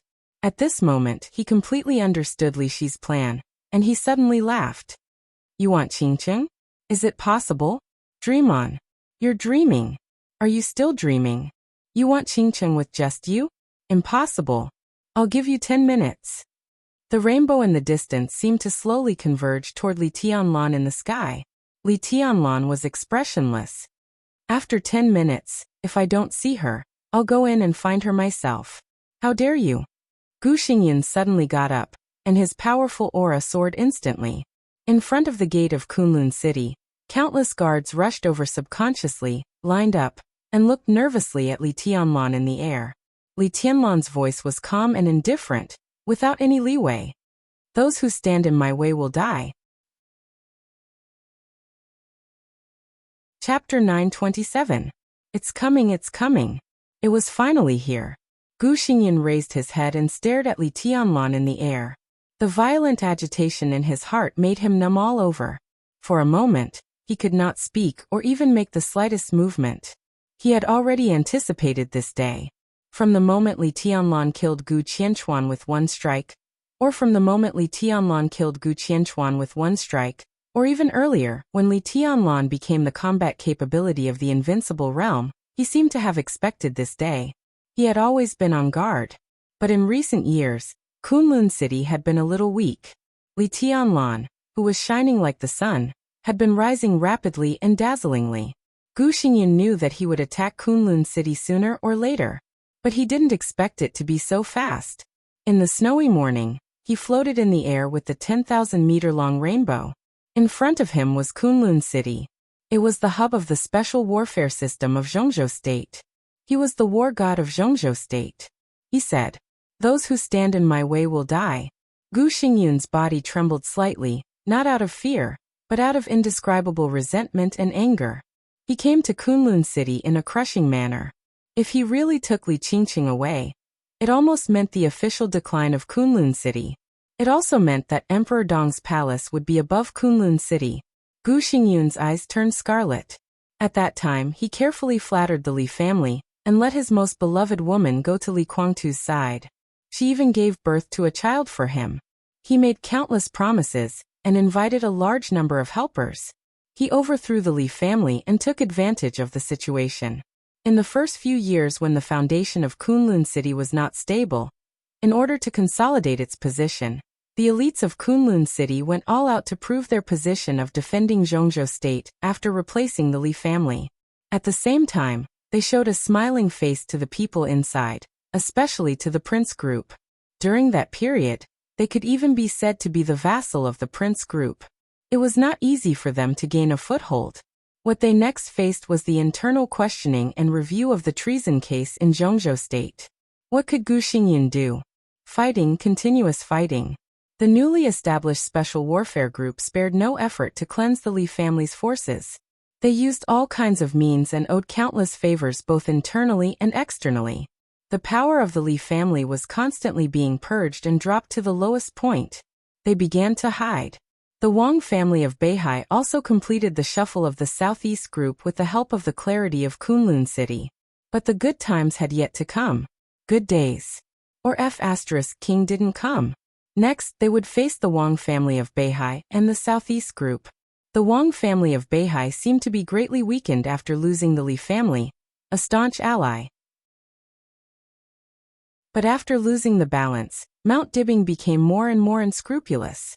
They fully demonstrated the foundation of the first wealthy family in Zhongzhou State, and even the first wealthy family in the Dark World. In those years, under the suppression of the Wang family of Beihai, Kunlun City could not even breathe, because they were suppressed to the point where it was difficult for them to even survive. The aggressiveness of the Wang family of Beihai finally caused uneasiness in the parliament. The higher-ups began to step forward to coordinate the relationship between Kunlun City and Beihai. But without the Li family, Kunlun City could not keep Beihai in check. Some people were also a little dissatisfied with Kunlun City. In those years, Kunlun City also behaved with its tail between its legs. After constant coordination and multiple negotiations, a fragile balance was finally reached. Kunlun City carefully developed its power in Zhongzhou State. When it encountered the Wang family of Beihai, it gave way. When it encountered the Prince Group, it gave way. When it encountered the academics, it gave way. The constant concessions finally allowed the Special Warfare Group to accumulate some assets in a sullen state.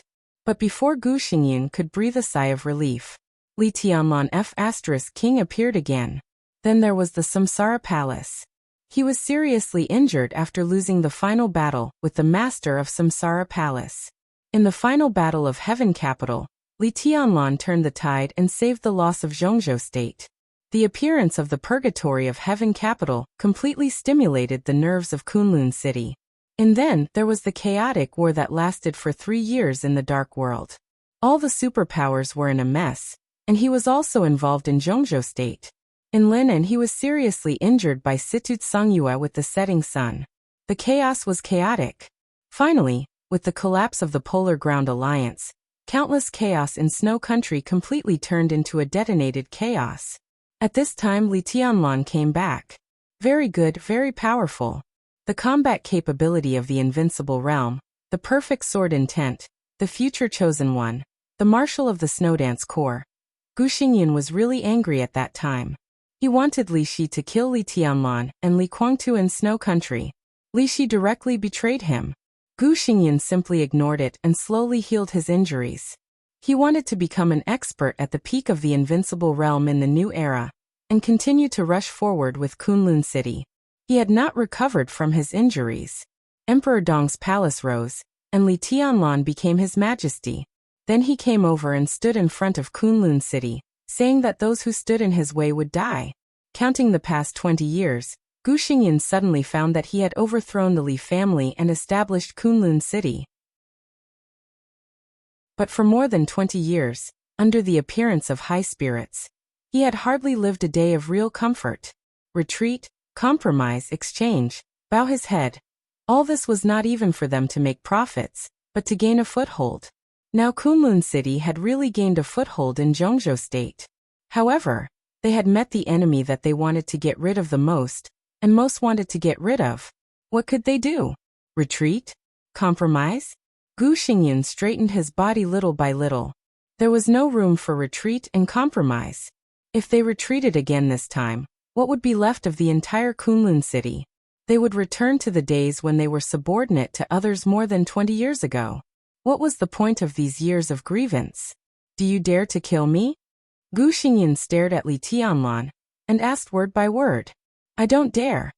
Li Tianlan's tone was ordinary, and this sentence was not convincing at all. But I want to go in. Do you dare to refuse? This is Kunlun City. Gu Xingyun's voice was heavy and bloody. Why don't I dare?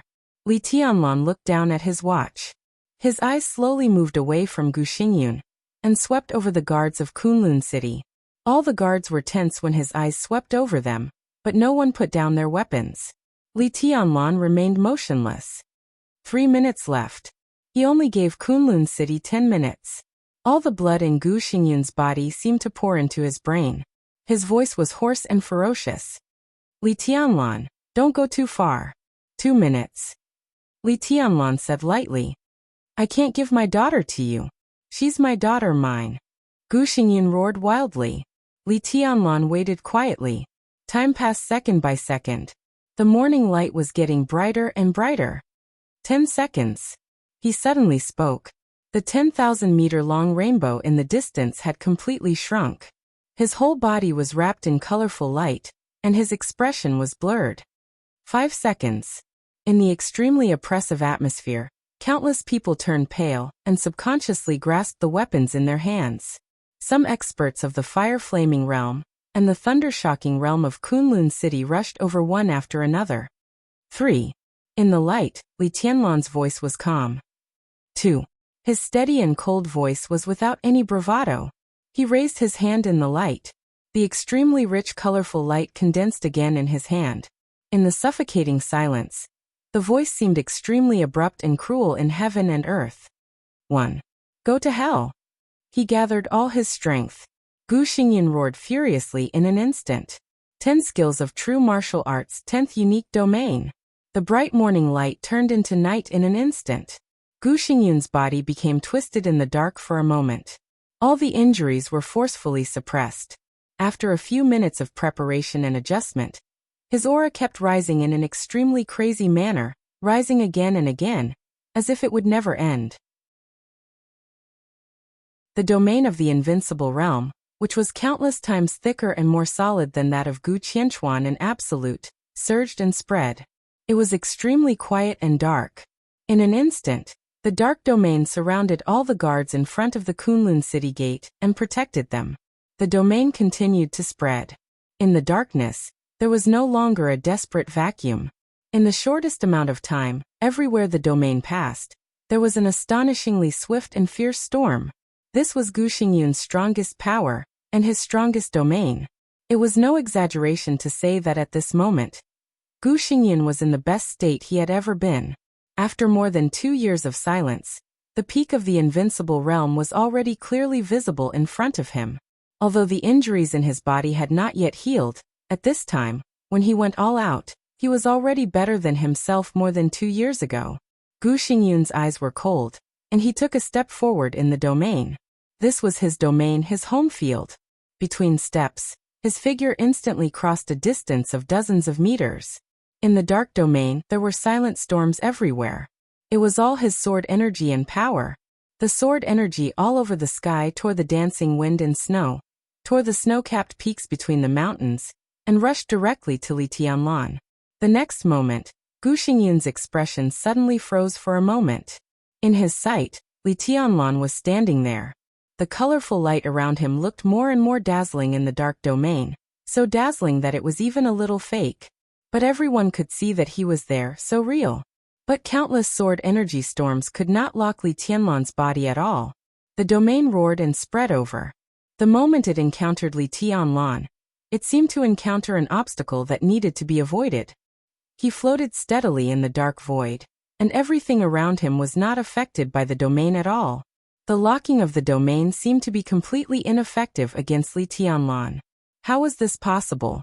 The bright light slowly flowed along Li Tianlan's arm and condensed little by little. Li Tianlan reappeared in Gu Xingyun's sight. But his existence became more and more illusory. Not to mention the sword energy storm in the domain. Now if Gu Xingyun closed his eyes, he could not even feel Li Tianlan's existence. The light condensed into a point in his palm. In the shining color, the luster became pure. You always seem to be unable to recognize the situation. Li Tianlan said quietly, but I like Kunlun City's resistance very much. This is the excuse I need. Gu Xingyun's heart sank for no reason, and he said coldly, you'd better know what you're doing, Li Tianlan. Don't forget what Kunlun City means to Zhongzhou State. Even if you die here today, it doesn't matter. Li Tianlan said lightly, it may have been important before, but now Zhongzhou State belongs to Emperor Dong's palace.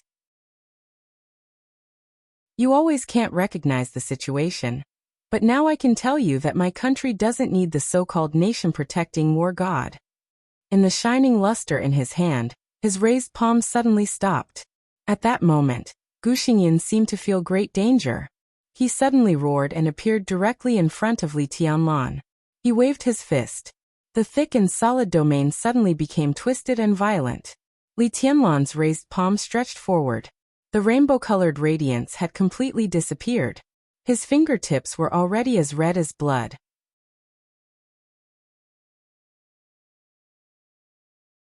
Chapter 928. Li Tianlan's movements were simple and casual.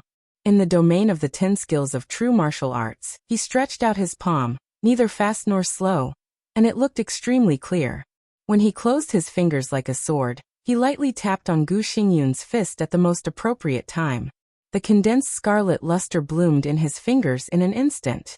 It was the extremely condensed sword energy and killing intent, with the purest destruction and death. The fist and the finger separated. The expressionless Gu Xingyun's body seemed to move. In the silent domain, the sounds of collisions rang out like rain. Fast. Almost no one could see clearly what had happened. In most people's eyes, Gu Xingyun and Li Tianlan moved almost at the same time, but they had collided several times. The silent and dark domain still enveloped Li Tianlan steadily. Gu Xingyun, who seemed to have never moved, stood where he was, and his face had become extremely solemn.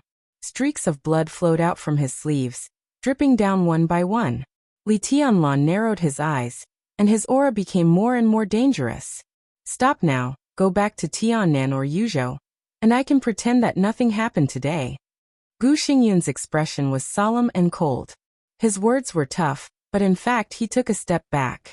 In the short fight just now, Gu Xingyun thought that he had figured out Li Tianlan's strength, and Li Tianlan should have known his recovery state. Both of them had a vague understanding of each other, so some things could be discussed. In fact, even if Li Tianlan couldn't take Li Qingqing away today, he could still get a lot of reputation by fighting with Gu Xingyun in front of the gate of Kunlun City and retreating. The influence of this matter might not be much less than that of him killing an invincible realm killer with one strike. Are you done? Li Tianlan said slowly. His face was pale, and he stood there, but the aura under his body became more and more ethereal. In fact, I've always been curious about your strength. Everyone says that you are the invincible realm closest to the peak of the invincible realm. I don't know if you have made progress in the past few years, but from the strength you just showed, you are still not good enough. Li Tianlan laughed. If you are finished, Gu Xingyun suddenly retreated. His domain was his home field. As long as he fought within his domain, he was not afraid of the real peak of the invincible realm. In an instant, Gu Xingyun's body was like a phantom, retreating dozens of meters in the blink of an eye. However, a red light appeared in front of him. A dazzling blood-red color occupied his vision. Li Tianlan swung his fist and punched him hard in the face. It's my turn to play. A light voice sounded, and Li Tianlan's body appeared in front of Gu Xingyun. A huge power that could almost pierce through steel landed on Gu Xingyun's face. Not to mention Wang Tianzong and Lin Fengting before the breakthrough, he might not even be able to defeat Arceus in the crown state at the peak of the invincible realm, let alone Wang Tianzong and Lin Fengting before the breakthrough. Gu Xingyun had endured for more than 2 years. This was definitely not the price that he was willing to pay. But now that he had come to this point, the only thing he could do was to fight desperately. The violent power was stirring wildly around Gu Xingyun. Li Tianlan looked at Gu Xingyun's eyes. Gu Xingyun's eyes were already blood-red, showing a kind of determination and violence that almost lost his mind. This was interesting. No matter what was wrong with Gu Xingyun's mentality, he had a certain possibility to break through the peak of the invincible realm. Both his talent and his performance in the past 2 years could prove this. If he was just at the peak of the invincible realm, it was not worth Gu Xingyun's hiding for more than 2 years.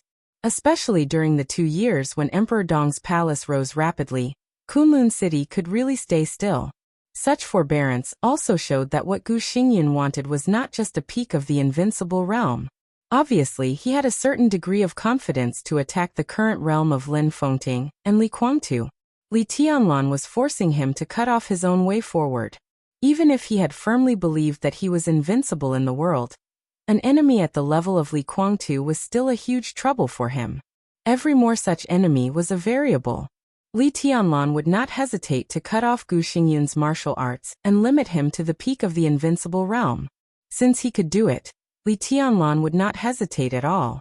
Not to mention what would happen in the future. Even now, he was not afraid of a weak man at the peak of the invincible realm. He couldn't kill Gu Xingyun. He couldn't, and he didn't dare to. Gu Xingyun himself knew this. Although the state-protecting god of war of Zhongzhou State had no clear rank, in the eyes of others, he had always been at the same level as the directors of Zhongzhou State. He was also the face of Zhongzhou State in the dark world, and a symbolic figure in many foreign affairs of Zhongzhou State. It was not difficult to kill Gu Xingyun, but if he really died in Li Tianlan's hands, it was not only a slap in the face of the parliament, but also a slap in the face of the parliament. Li Tianlan couldn't do such a thing. Even Wang Tianzong and the Wang family of Beihai had only suppressed the development of Kunlun City for so many years. This bottom line was much more serious than killing the whole Qi family. It could be said that whoever touched this bottom line would die. But Gu Xingyun still had a reason to fight desperately. Li Tianlan didn't dare to kill him, but it didn't mean that he couldn't deal with the whole Kunlun City. He didn't even need to kill anyone. If Gu Xingyun didn't take action, with Li Tianlan's ability, he could turn Kunlun City into ruins in the shortest time.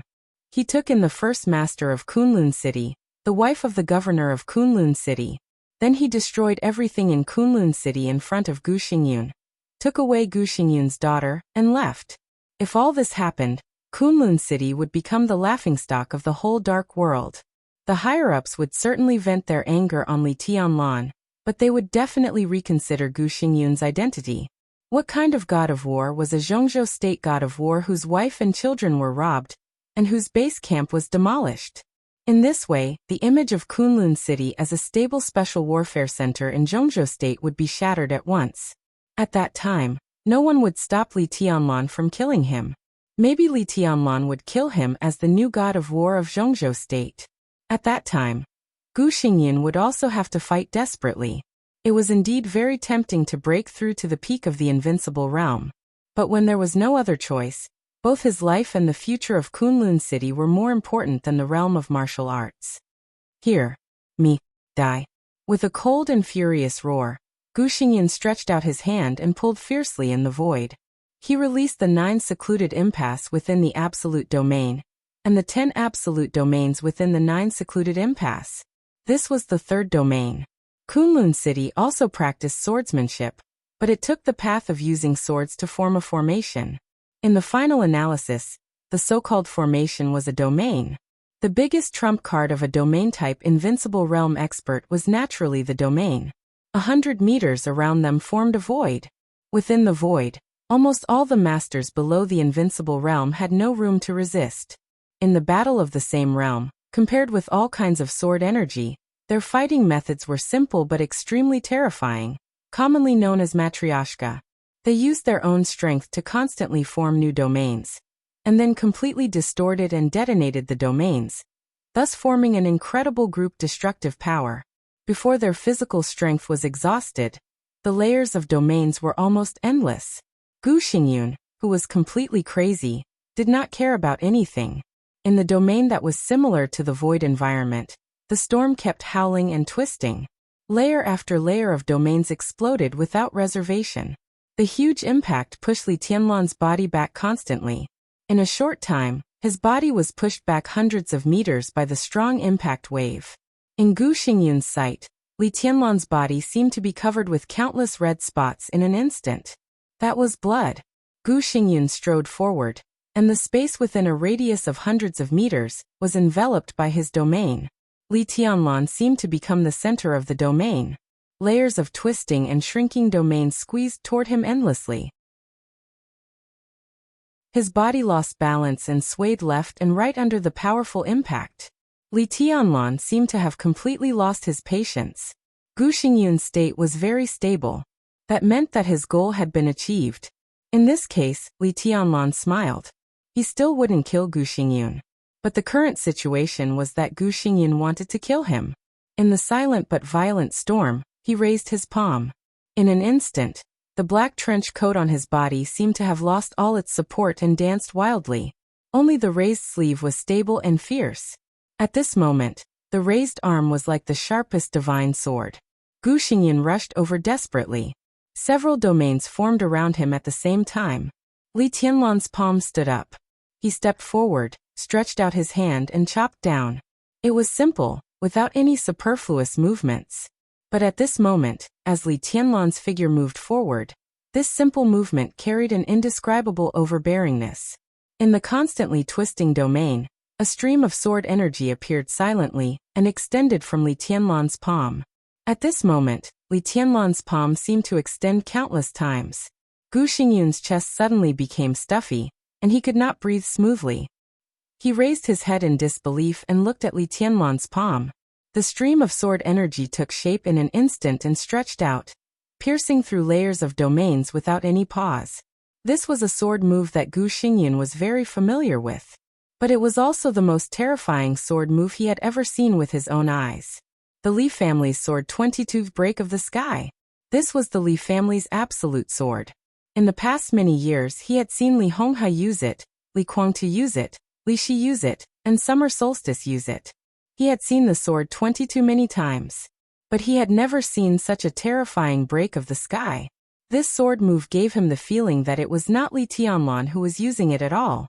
Instead, Li Tianlan had become the sword 22 itself, a sword. So although there was no sword in his hand, he took a step forward and smashed heaven and earth in an instant. The layers of domains were directly pierced through by the peerless sharpness. In the dark domain, endless light surged out like an erupting volcano. Finally, there were other sounds in front of Kunlun City. In the shining light, a black trench coat with the aura of death appeared directly in front of Gu Xingyun. The palm that chopped down was lifted, waved horizontally, and crossed Gu Xingyun's throat. Without any hesitation, Li Tianlan turned around and punched. The dragon's roar shook the wind and snow. Dragon Fist, the Azure Dragon Cannon. Gu Xingyun, whose throat was completely torn, completely dissipated. That was the domain clone that Gu Xingyun condensed in a hurry after entering the peak of the invincible realm. It was similar to the sword energy clone. But obviously the time was too short. Without any research in this area, the clone he condensed had no fighting capacity at all. The moment he turned around, the real Gu Xingyun appeared in front of Li Tianlan. Their fists collided fiercely. Li Tianlan's joints shook at the same time, and the incredible power directly crushed in front of Gu Xingyun. Like a small bus sprinting at full speed, it directly crashed into a fully loaded heavy truck. His body was blown away uncontrollably. The moment his feet were in the air, he finally saw Li Tianlan's state clearly. How could it be? Doubts flashed in his heart. Facing the two fists that followed closely, he subconsciously chose to avoid them. At this moment, Li Tianlan in his sight was almost intact. The blood caused by the shattering and explosion of countless layers of domains just now seemed to have completely disappeared. His body retreated quickly. He subconsciously stayed away from Kunlun City and retreated to the towering and lonely Qingyan Peak in front of Kunlun City. The domain formed in front of him again. Li Tianlan's body twisted for a moment. The domain was not broken, but Li Tianlan appeared directly outside the domain and appeared in front of him. Gu Xingyun's heart suddenly sank. He didn't know how he did it at all. Even the real chosen one could not pass through the solid domain of the peak of the invincible realm silently. The chosen one might be able to shatter the domain of the peak of the invincible realm by raising his hand. But the domain had been formed, and the other party directly passed through the domain. In less than half a second, Li Tianlan's body seemed to be walking in another world. He got rid of the connection with the real world. It was no longer a question of how to do it. It was impossible. But all this happened in front of him. The domain was ineffective. This also meant that any attack would not have any effect on Li Tianlan. Was it really invincible? Why was it like this? Gu Xingyun had no time to ask. Li Tianlan, who appeared in front of him, had raised his palm again. The starting gesture of Dragon Fist, Flying Dragon in the sky changed instantly. The first move of Killing Sky. Countless messy and entangled sword lights suddenly burst out from Li Tianlan's palm. The majestic sword chi shattered the domain that had not yet been completely formed around Gu Xingyun. The sword chi whistled wantonly in the world of ice and snow. And the snow was flying all over the sky. The messy sword chi rolled over Gu Xingyun's body, bringing with it a lot of blood, and created gullies that were dozens of meters long in the vast snow. Gu Xingyun was completely suppressed at this moment. The reason? It was the unexplainable shuttle. Under normal circumstances, Gu Xingyun was invincible. He was at the peak of the invincible realm. Although he was injured compared with Li Tianlan, even if Li Tianlan had dual wind and thunder veins, he had a huge advantage in physical strength. Dual wind and thunder veins greatly enhanced Li Tianlan's destructive power, but it also meant a huge consumption of physical strength. When Gu Xingyun was full of physical strength, his domain was endless. It only took 1 second, or even half a second, for him to form a complete domain. It took time for Li Tianlan's sword energy to break the domain. Maybe it only took half a second, but Gu Xingyun could also form a new domain in this time. Li Tianlan was not in the invincible realm. As long as it dragged on, Gu Xingyun could exhaust Li Tianlan's physical strength. This was the simplest and safest way to win. Gu Xingyun had other ways, but this was the safest. But the inexplicable shuttle, which was obviously impossible, directly broke all this. His domain was formed, and Li Tianlan appeared directly in front of him from the domain. There was no time to break the domain, which meant that Gu Xingyun had no time to form a new domain. All this happened in that half a second. The inexplicable shuttle bought half a second. The Dragon Fist inexplicably turned into the heaven-killing move, and the sword energy completely shattered the domain that had just appeared but not completely formed. Gu Xingyun was completely suppressed.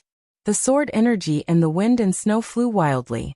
After the heaven-killing move, he stabbed forward with one hand, and the indomitable destruction directly left a blood hole on Gu Xingyun's body. Before the blood gushed out, the majestic and heavy sea-breaking move completely enveloped Gu Xingyun. The rotating eighth blade, sky-burning, flew over like a storm. The sword energy filled the sky, and the raging fire danced with the white snow. Gu Xingyun's body retreated to the foot of Qingyan Peak, and then began to go up without hesitation. His footsteps flew all the way on the snow as if it were flat ground. The ninth blade, dusk.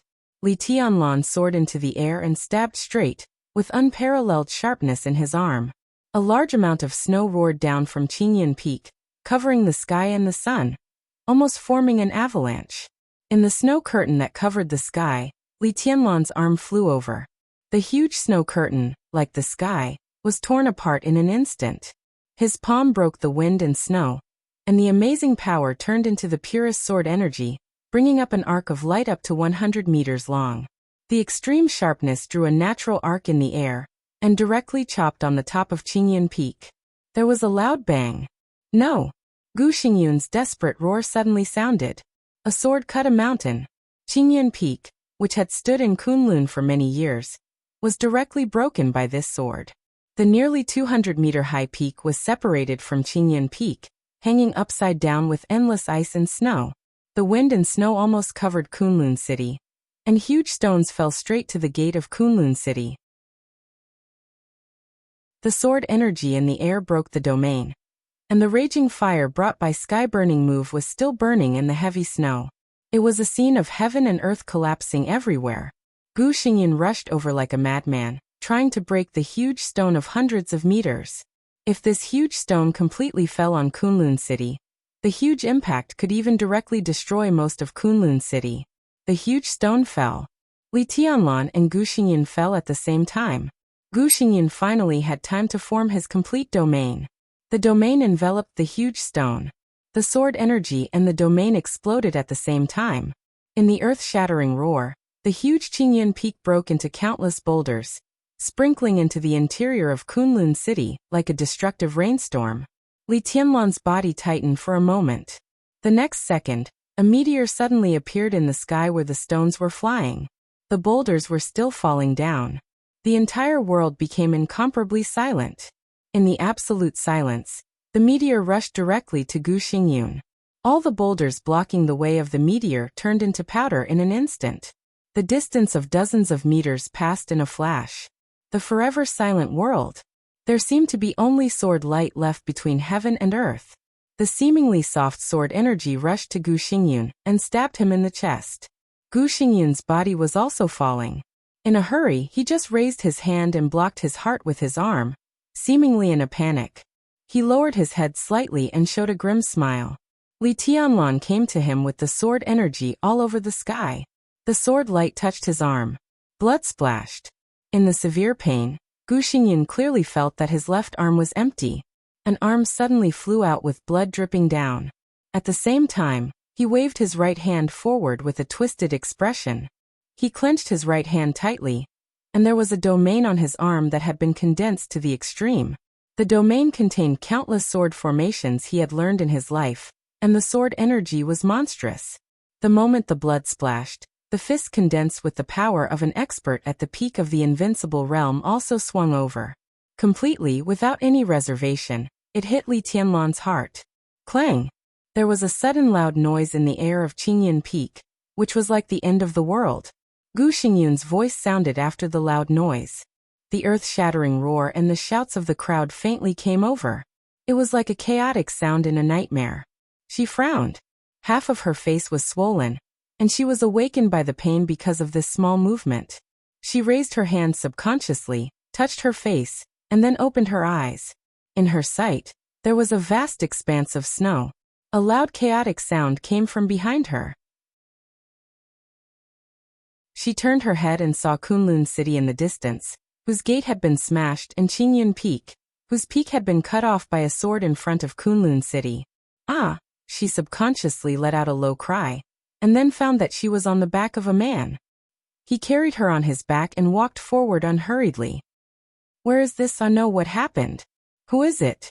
She shook her head fiercely and subconsciously struggled on the man's back. In her sight, she could only see a strange side face that she seemed to have seen before. The man carrying her on his back was silent for a while, and then simply said, "I'm my brother-in-law." This chapter belongs to number 17.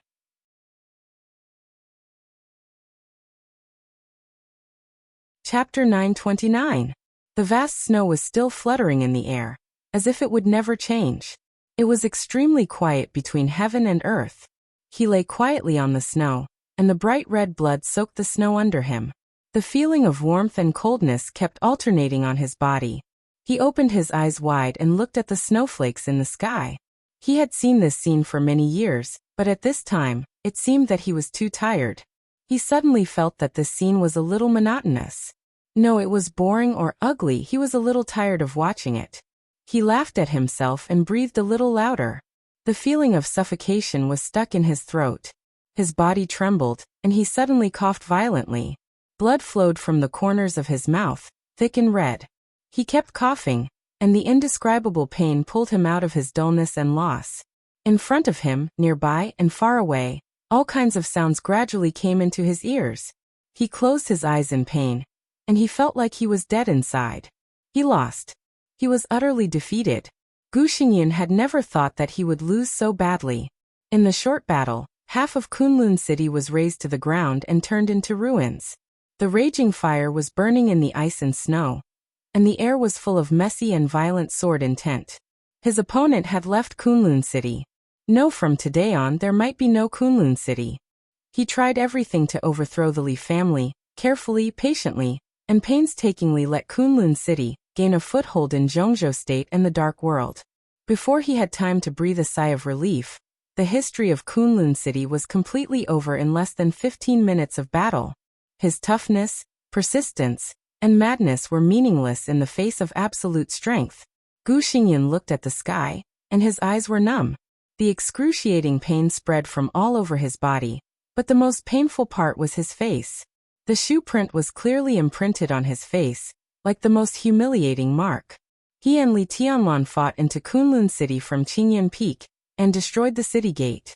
The Welcome Avenue near the city gate became riddled with holes in the shortest time. The nearby 3 blocks were completely smashed under the violent sword energy. Blood was flying and corpses were everywhere.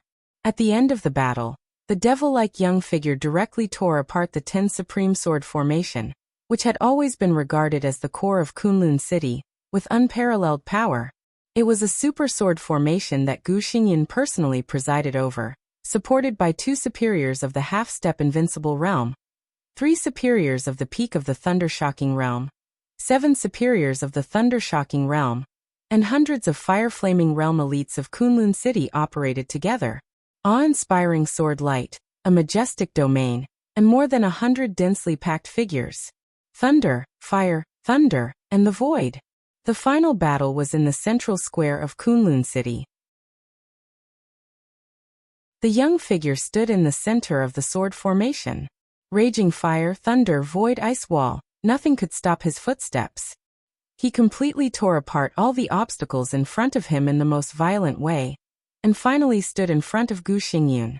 In the horrified and confused eyes of countless people in Kunlun City, Li Tianlan stepped on Gu Xingyan's face. The huge force squeezed the muscles of his face, and pressed his head into the hard and flat ground. Gu Xingyan's mind was only filled with the other party's emotionless question. How dare such a guy call himself the god of war of Zhongzhou State? Gu Xingyan laughed again. His whole body trembled, and his blood kept spreading. All kinds of chaotic voices continued in the distance. He knew very well that from this moment on, he really had nothing. The beautiful dream that the whole Gu family had for more than 20 years was shattered by Li Tianlan in the cruelest way. The square that used to be located in the center of Kunlun City had been destroyed. The clean ground, green lawn, and bright winter plum blossoms were all in a mess. With Gu Xingyan as the center, there were corpses everywhere, flowing blood, scattered limbs, and broken swords. It was a scene of purgatory on earth. 10 Supreme Sword Formation was the strongest sword formation in Kunlun City, and it could even be said to be the strongest sword formation in the Dark World. Gu Xingyan at the peak of the Invincible Realm operated by himself. Half-step Invincible Realm, Thunder-shocking Realm, Thunder-shocking Realm, and hundreds of superiors of the Fire-flaming Realm operated at the same time. In theory, such a sword formation could resist almost any enemy. At least before today, Kunlun City thought so. But today, 10 Supreme Sword Formation ran for 6 minutes. To be exact, it was 5 minutes and 51 seconds. Li Tianlan forcibly broke the formation. 136 elites of the fire-flaming realm of Kunlun City died in the battle. 2 superiors of the half-step invincible realm died in the battle. 3 superiors of the thunder-shocking realm died in the battle. Of the 7 superiors of the thunder-shocking realm, 4 died in the battle, 1 was seriously injured, and 2 escaped. The most ironic thing was that among the superiors of the thunder-shocking realm who escaped, there was Gu Hanshan, the young master of Kunlun City who was once known as the future Heavenly Son, and had the Heavenly King heart. He was Gu Xingyan's biological son. All the forces of the entire Kunlun City were completely destroyed by Li Tianlan's power. In the 15-minute battle, he completely overturned the central city that had occupied the special warfare system of Zhongzhou State for more than 20 years. What else did Kunlun City have now? Or, what else could Zhongzhou State pay attention to Kunlun City now? Presumably, Zhongzhou State would not need a state-protecting war god whose face had been stepped into the ground. Gu Xingyan was in a trance. He thought of that day many years ago. On that day, the only girl he had ever loved in his life was caught as a small gift to please Li Guangtu. Yes, it was a small gift, not even a big gift. And on that day Gu Dongqing, the patriarch of the Gu clan at that time, faced Gu Xingyun, who was crazy, and simply slapped him to the ground. That year, that day, at that time Gu Chongqing's shoe seemed to step on his face. At that time he seemed to say something. How can such a guy interfere with the decision of the Gu clan? It seemed to be this sentence. It was really like, that was the beginning of Gu Xingyun. From the beginning, his ending seemed to be doomed. Everything was like reincarnation. More and more blood was on the ground. Gu Xingyun lay silently, motionless, and didn't want to care about anything. I found it. An ecstatic voice came from a distance. I found it. I found it. Father's arm. Hurry up, keep up, do you all want to die? I'll kill you. Gu Hanshan's somewhat crazy voice sounded. In the battle, he was the first to withdraw from the battlefield of the 10 Supreme Sword Formation. After the battle, he was also the first to appear beside Gu Xingyun. A team of doctors from Kunlun City rushed over with a stretcher. Some of them carried a medical kit and began to stop Gu Xingyun's bleeding. His injury was so serious that no one dared to let him move easily at this time. The ambulances at the edge of the square drove over. More and more people came. In a trance, a doctor carefully examined his wound and said affirmatively, "Your Highness's arm can be connected. Hurry up." Busy, chaotic, running and moving figures. Gu Xingyun let them deal with the wound in a daze. At a certain moment, his eyes suddenly moved slightly. The doctor stopped the bleeding, carried him to the stretcher, and rushed to the nearby ambulance. In the rapid movement, a figure appeared silently beside him, moving at the same time as the ambulance. Gu Xingyun's eyes condensed for a moment. He suddenly found that he couldn't see the person's appearance no matter how hard he tried. He couldn't even determine the person's figure. He could only be sure that the person was a man. There were extremely obscure and irregular fluctuations all over his body.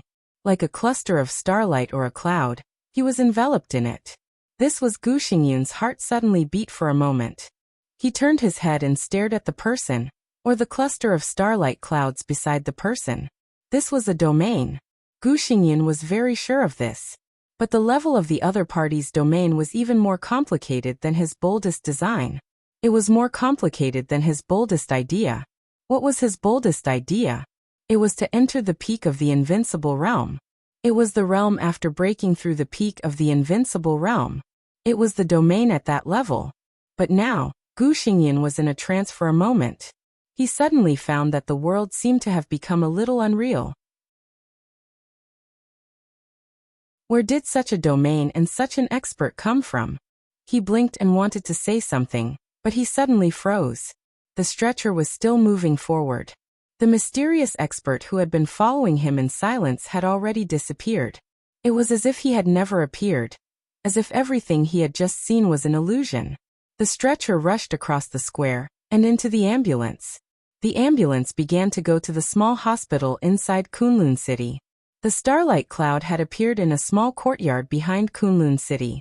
The doors and windows of the courtyard had been destroyed by a huge force. It seemed that someone had been hit hard not long ago, and his body had broken the doors and windows. It was a mess. The broken doors and windows and scattered glass fragments were everywhere in the living room. Although it was very messy, it could still be seen that the surrounding layout was extremely warm and elegant. His Majesty quietly walked around the living room, pushed the door open, and walked into the bedroom.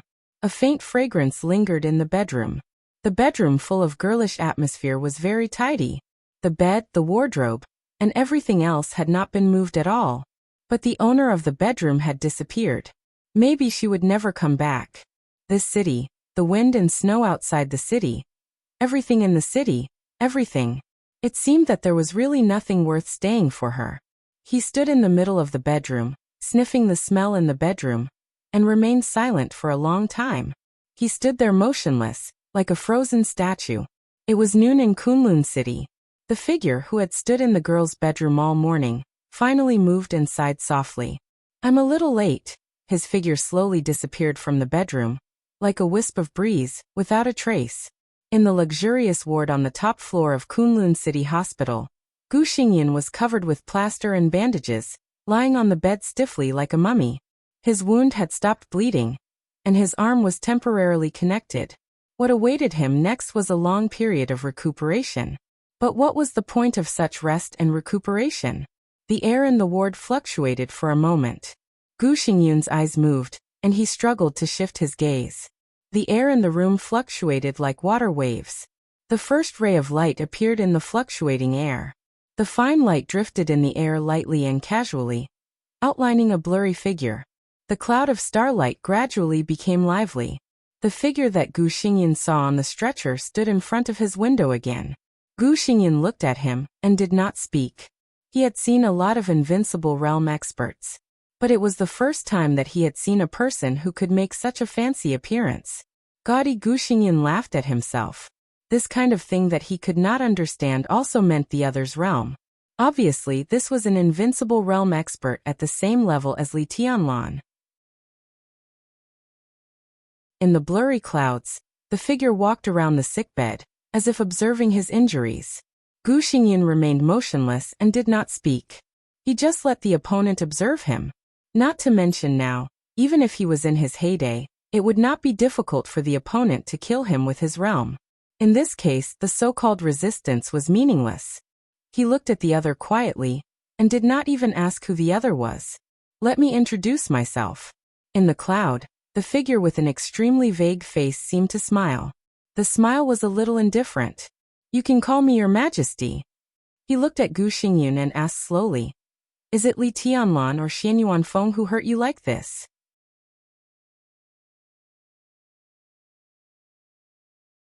Chapter 930. Gu Xingyun stared at the figure in front of him without blinking. He seemed to be a little slow, and behaved like an old man with dementia. His Majesty was not in a hurry and quietly waited for his answer. Time passed bit by bit in the ward. The silence was like a confrontation. His Majesty's aura was always vague and gentle, without killing intent or hostility. Gu Xingyun was sure of this and felt slightly relieved. He closed his eyes and slowly said, both. What do you mean? His Majesty frowned. It's Xian Yuanfeng, or Wu Qing, or Li Tianlan. Gu Xingyun gritted his teeth.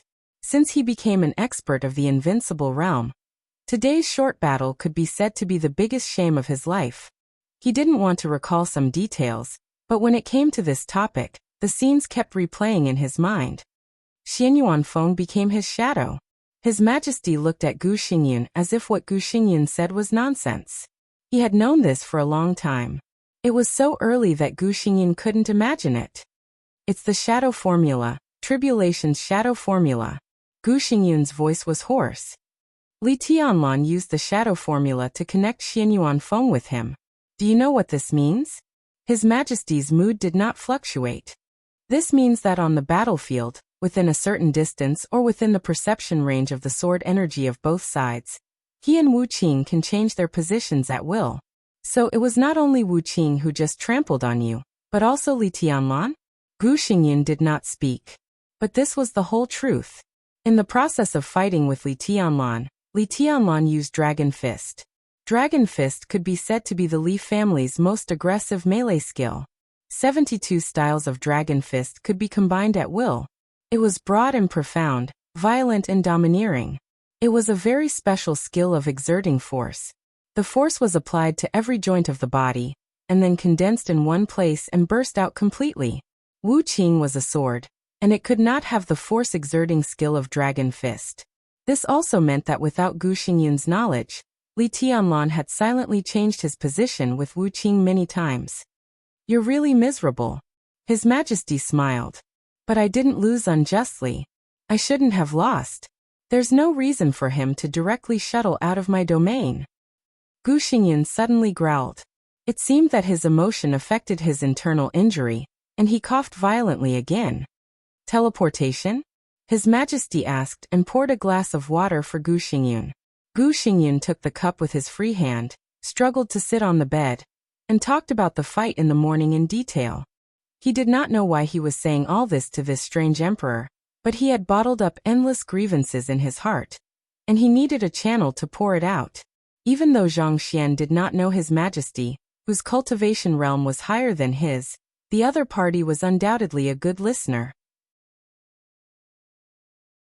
Most importantly, he couldn't understand the domain travel that defied common sense. Gu Xingyun felt as if the other party had really entered another parallel world at that moment when he was able to pass through the domain silently without destroying it. It's not teleportation. His Majesty listened quietly, listening to Gu Xingyun from the beginning to the end, and then slowly opened his mouth. His voice was very slow. After giving a negative answer, he shook his head slightly and muttered to himself, "So troublesome. I'm sure he came out from my domain." "You definitely won't." His Majesty interrupted Gu Xingyun. "You're slow.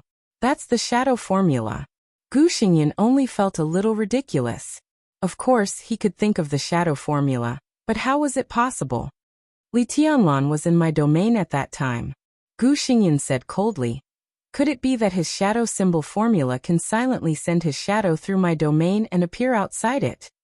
The domain of the invincible realm was a solidified space similar to the void. Without shattering the domain, no matter how powerful a person was, it was impossible to project his shadow outside the domain. Before the teleportation, Gu Xingyun could be sure that it was Li Tianlan himself in the domain, because he used the dragon fist at that time. After that brief teleportation, the starting gesture of the dragon fist suddenly changed to the 24 moves of sword, which instantly broke the balance. The result of the battle actually appeared at that moment. Who told you it was Li Tianlan's shadow? In the lingering starlight clouds, His Majesty's voice was indifferent and without any emotion. But Gu Xingyun clearly felt the other party's seriousness and depression. That's, His Majesty's voice sounded slowly and depressingly, the ruthless shadow. Gu Xingyun was stunned. Obviously, if it was Li Tianlan in your domain at that time, then ruthless must be outside the domain. Above the peak of the invincible realm, you have your domain doppelganger, although it's useless. Li Tianlan also has his own sword energy projection. When ruthless is charged, he has his own life. The sword energy projection is even simpler for him than for us humans. Li Tianlan's sword intent and sword energy are in perfect harmony with Li Tianlan. It's the kind of harmony that you can't imagine. His sword intent and ruthless are one. Ruthless can use the 24 moves of sword, so naturally, he can also create the sword energy projection and use the shadow formula to change positions with the shadow. His Majesty's voice was a little cold. Li Tianlan's real body trapped in the domain didn't come out, but at that moment he created a shadow outside, changed positions with the shadow, and appeared directly in front of you. At that time, you detonated the domain and were forming a new domain. Li Tianlan took advantage of this time to change positions with his own shadow and left the battlefield. He was silent for a while and smiled sarcastically. At that time, he should have entered Kunlun City to find someone. Gu Xingyun was really stunned for a long time this time. It was even a little difficult for him to understand the specific meaning of His Majesty's words. Ruthless Li Tianlan shadow. He shook his head fiercely, which affected the wound on his face and made a muffled groan. There's no way to replay the whole process of the battle. During the whole process, you don't even know how many times Li Tianlan's real body appeared. You're right about one thing. In the domain, Li Tianlan can't project his shadow out of the domain. But what if his shadow has always been outside the domain? Don't think about Ruthless shadow. The current situation is that Ruthless can have a shadow, but Ruthless himself. Because I'm talking about Ruthless, not Xinyuan Feng without energy. Ruthless in this state, as you said yourself, is Li Tianlan's shadow. Even in your domain, he can change positions with Ruthless. The domain you detonated may hurt Li Tianlan, but how can it hurt Ruthless, who is combined with several murderous weapons? Li Tianlan's shadow, Ruthless shadow, the shadow of the shadow. Gu Xingyun had a splitting headache. He suddenly thought of something and was shocked. He said hoarsely, "If what you said is true, does it prove that Li Tianlan can change positions with the shadow made by Ruthless?" His Majesty looked at him and said in a deep voice, "Of course, where Ruthless sword energy can reach and Li Tianlan's body can bear it, he can appear anywhere and disappear from anywhere. And many times, we don't even know whether Li Tianlan, who suddenly appears, is his real body, his shadow, or Ruthless. How is this possible?" Gu Xingyun muttered to himself. "In this case, who else can kill him? Nothing is impossible." His Majesty shook his head. "Have you forgotten the desert? When Xian Yuanfeng appeared on the battlefield from outside the desert, the front line of the battlefield was at least 60 miles away from the desert prison. The moment Xian Yuanfeng killed Gu Qianchuan, Li Tianlan appeared. But such a long distance should be Li Tianlan's limit. I also saw the scene at that time. Li Tianlan stood there and didn't move for a long time. His Majesty thought and whispered, "He can cross such a long distance, but he will also temporarily lose the ability to move, which is much more serious than being seriously injured." "If that's the case, isn't he invincible?" Gu Xingyun said subconsciously. Appearing and disappearing at will in a wide range, ruthless and fierce, even exceeded Li Tianlan's powerful combat capability. The shadows of both sides, different clones, ignored the domain, strange and complicated. In this state, Li Tianlan appeared on the battlefield, completely free to come and go, unscrupulous, and others could not even know whether he was the real body or not. His Majesty looked at Gu Xingyun strangely. "Now, isn't he invincible?" Gu Xingyun was slightly stunned and didn't know what to say. "But there is still a chance.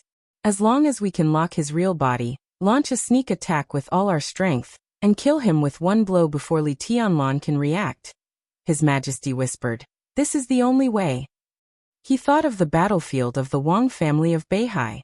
He was more and more disappointed with Gu Xingyun.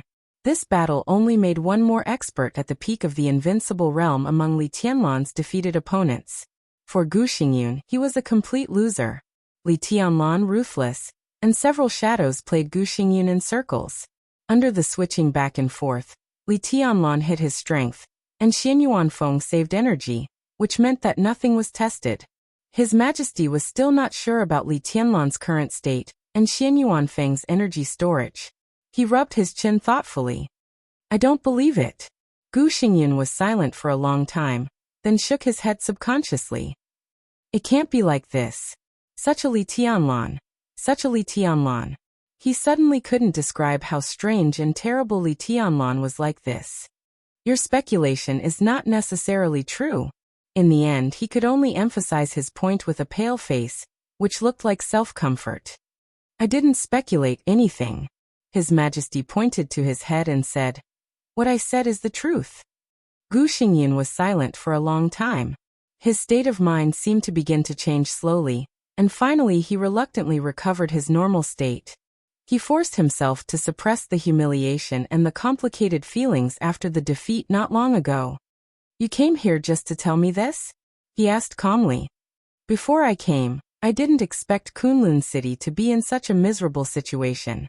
His Majesty shook his head and said calmly, "After this battle, more than half of the elites of Kunlun City were killed or injured. With you, Kunlun City is not at the end of the road. But in this situation, Kunlun City should not expect to have a chance in Zhongzhou State. In fact, from today on, Kunlun City has almost become a joke in Zhongzhou State. Gu family has come to this point. What are your plans?" Gu Xingyun's pupils suddenly contracted. He looked at His Majesty in front of him and said word by word in a deep voice, "So this is your purpose?" The meaning of His Majesty's words was extremely obvious. In today's battle, he was really trampled on by Li Tianlan. He was the special warfare center, the god of war, and all his honor collapsed because of this huge stain. The Gu family had no way out in Zhongzhou State. What about leaving Zhongzhou State? After leaving Zhongzhou State, Gu Xingyun recovered from his injury. He was still at the peak of the invincible realm, the top combat capability in the dark world. The Gu family still had a large number of talents that could be cultivated. Such a team could also achieve great things as long as they got out of the shadow of Emperor Dong's palace.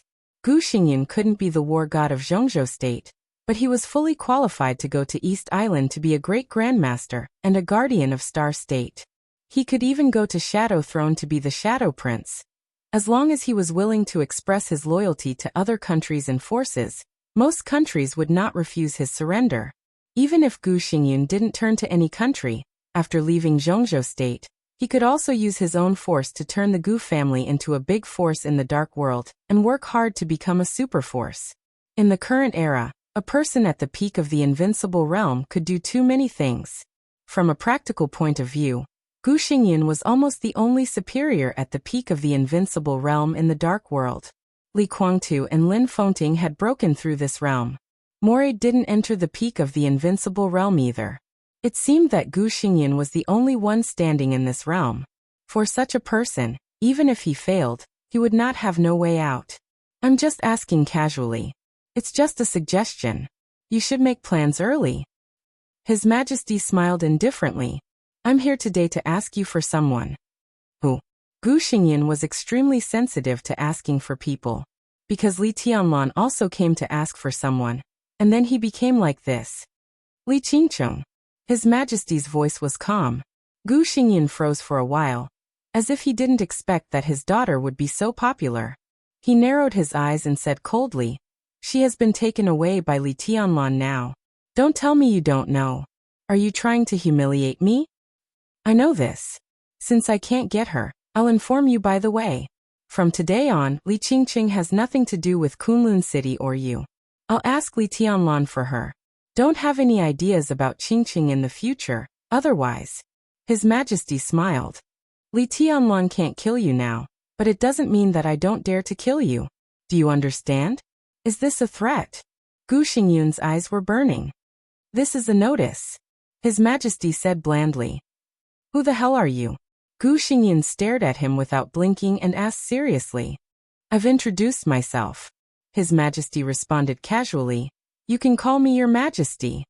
Gu Xingyan couldn't stand it anymore. He sneered and said sarcastically, you hide your head but show your tail. Do you deserve to be called your Majesty? This sentence was so familiar that His Majesty laughed directly. Oh, you're so weak. Do you deserve to be called the God of War? Gu Xingyun's expression froze for a moment, and then he smiled with some distortion. You're right. His Majesty looked at his distorted face. After a few seconds of silence he whispered, you're right. Gu Xingyan glanced at him. The smell of gunpowder that had just risen between them seemed to have faded a lot. I'll give you a suggestion. His Majesty turned and walked to the door of the ward. If you can't survive in Zhongzhou State, you can consider coming to me. You still have time to think about it. After the final battle in Beihai, we'll meet again. Gu Xingyan looked at his back and suddenly said, you said you want to find Li Tianlan for her.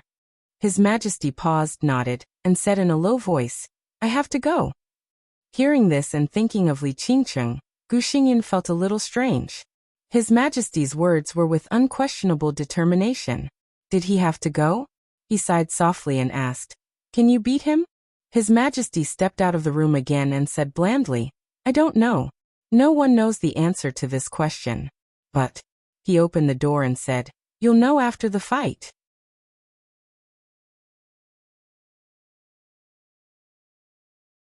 Chapter 931. Before Li Tianlan returned to Yuzhou, the result of the Battle of Kunlun City had completely spread throughout Zhongzhou State. First Gu Qianchuan, then Zhu, and then Gu Xingyun.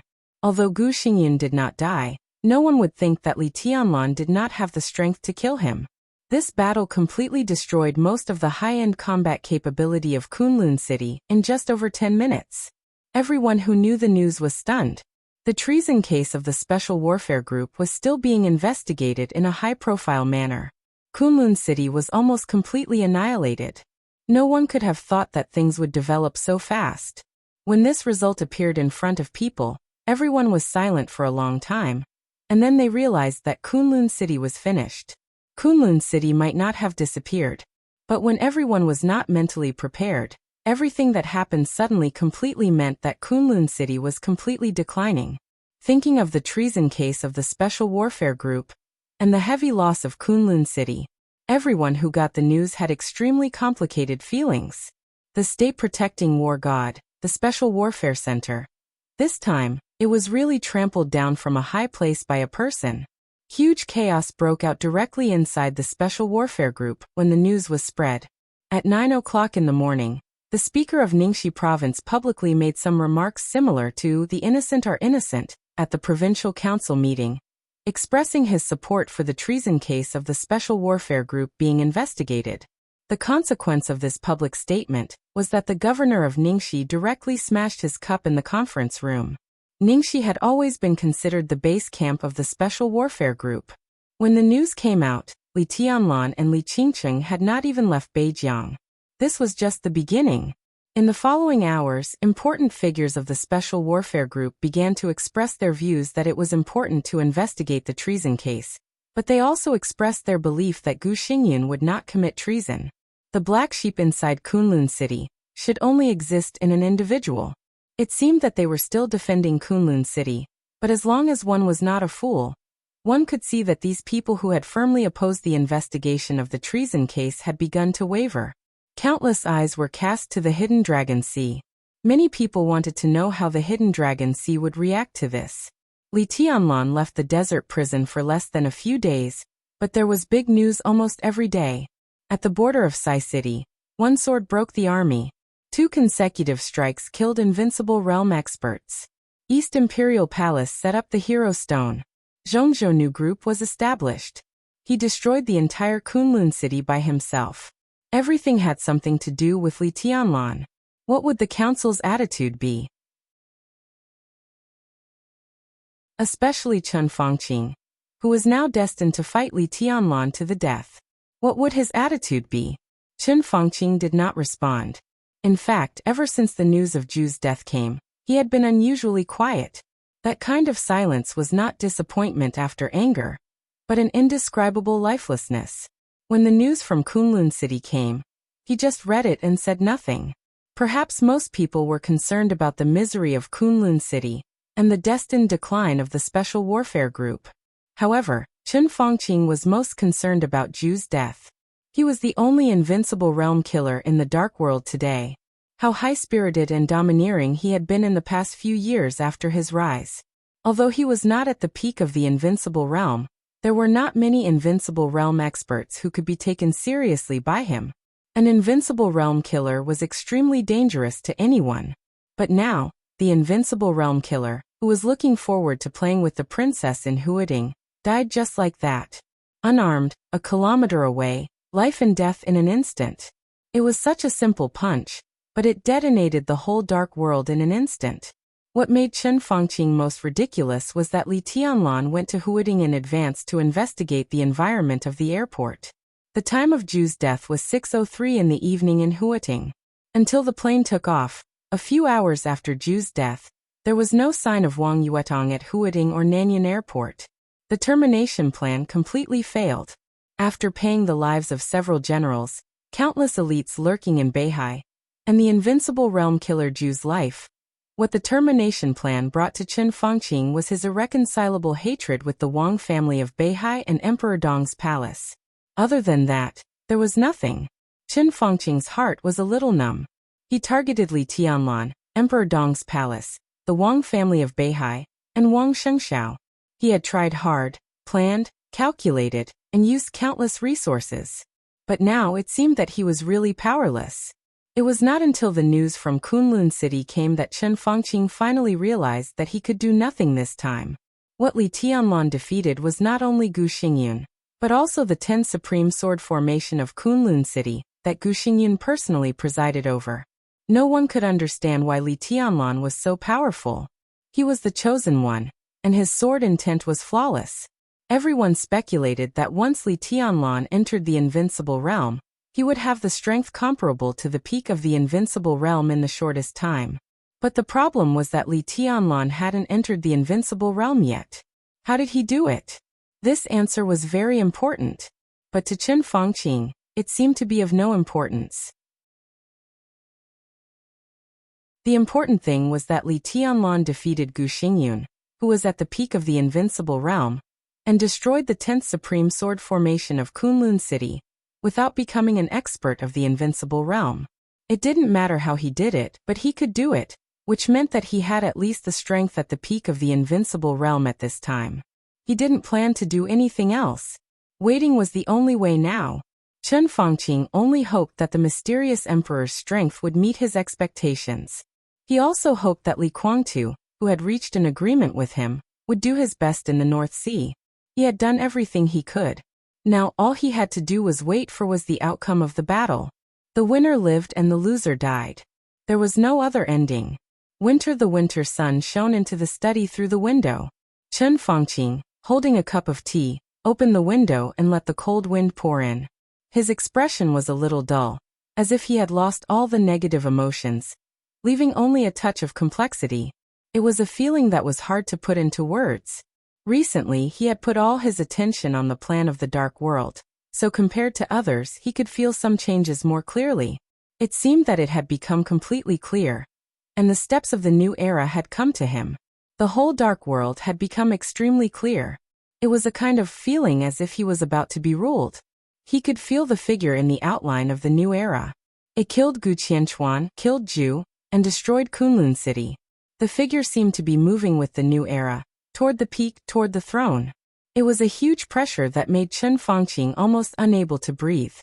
He held the teacup and took a sip silently. His figure was a little bleak and stooped. Bang! In the indescribable silence, the door of the study was suddenly pushed open. Chen Fangqing frowned and turned to look at Yuan Lin, who rushed in. Yuan Lin, who had always been respectful and calm, forgot to knock on the door. He almost knocked the door open and rushed in. Chen Fangqing's heart sank slightly. In his sight, Yuan Lin, who had followed him for several years, was sweating and pale at this time. His whole body was trembling slightly, and he was out of his wits. He looked extremely frightened. "What's wrong?" Chen Fangqing put down the teacup, tightened his spirit, and said in a deep voice, "Oh." Yuan Lin opened his mouth, and his dry voice made Chen Fangqing feel extremely uncomfortable.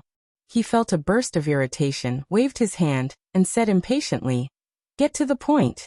In the end, Yuan Lin did not call him the Prime Minister. He gasped and swallowed hard. His voice sounded like a moan or a cry.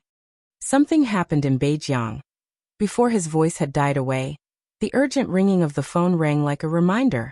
Chen Fangqing's heart sank to the bottom. He quickly walked to the desk and grabbed the phone on the desk. On the phone, Li Huaqing's cold voice sounded. He did not use any formal title. "Go to the conference room right now. Hold an emergency board meeting." It happened. As soon as Chen Fangqing opened his mouth, Li Huaqing had already hung up the phone. Chen Fangqing's face darkened in an instant, mixed with a touch of embarrassment.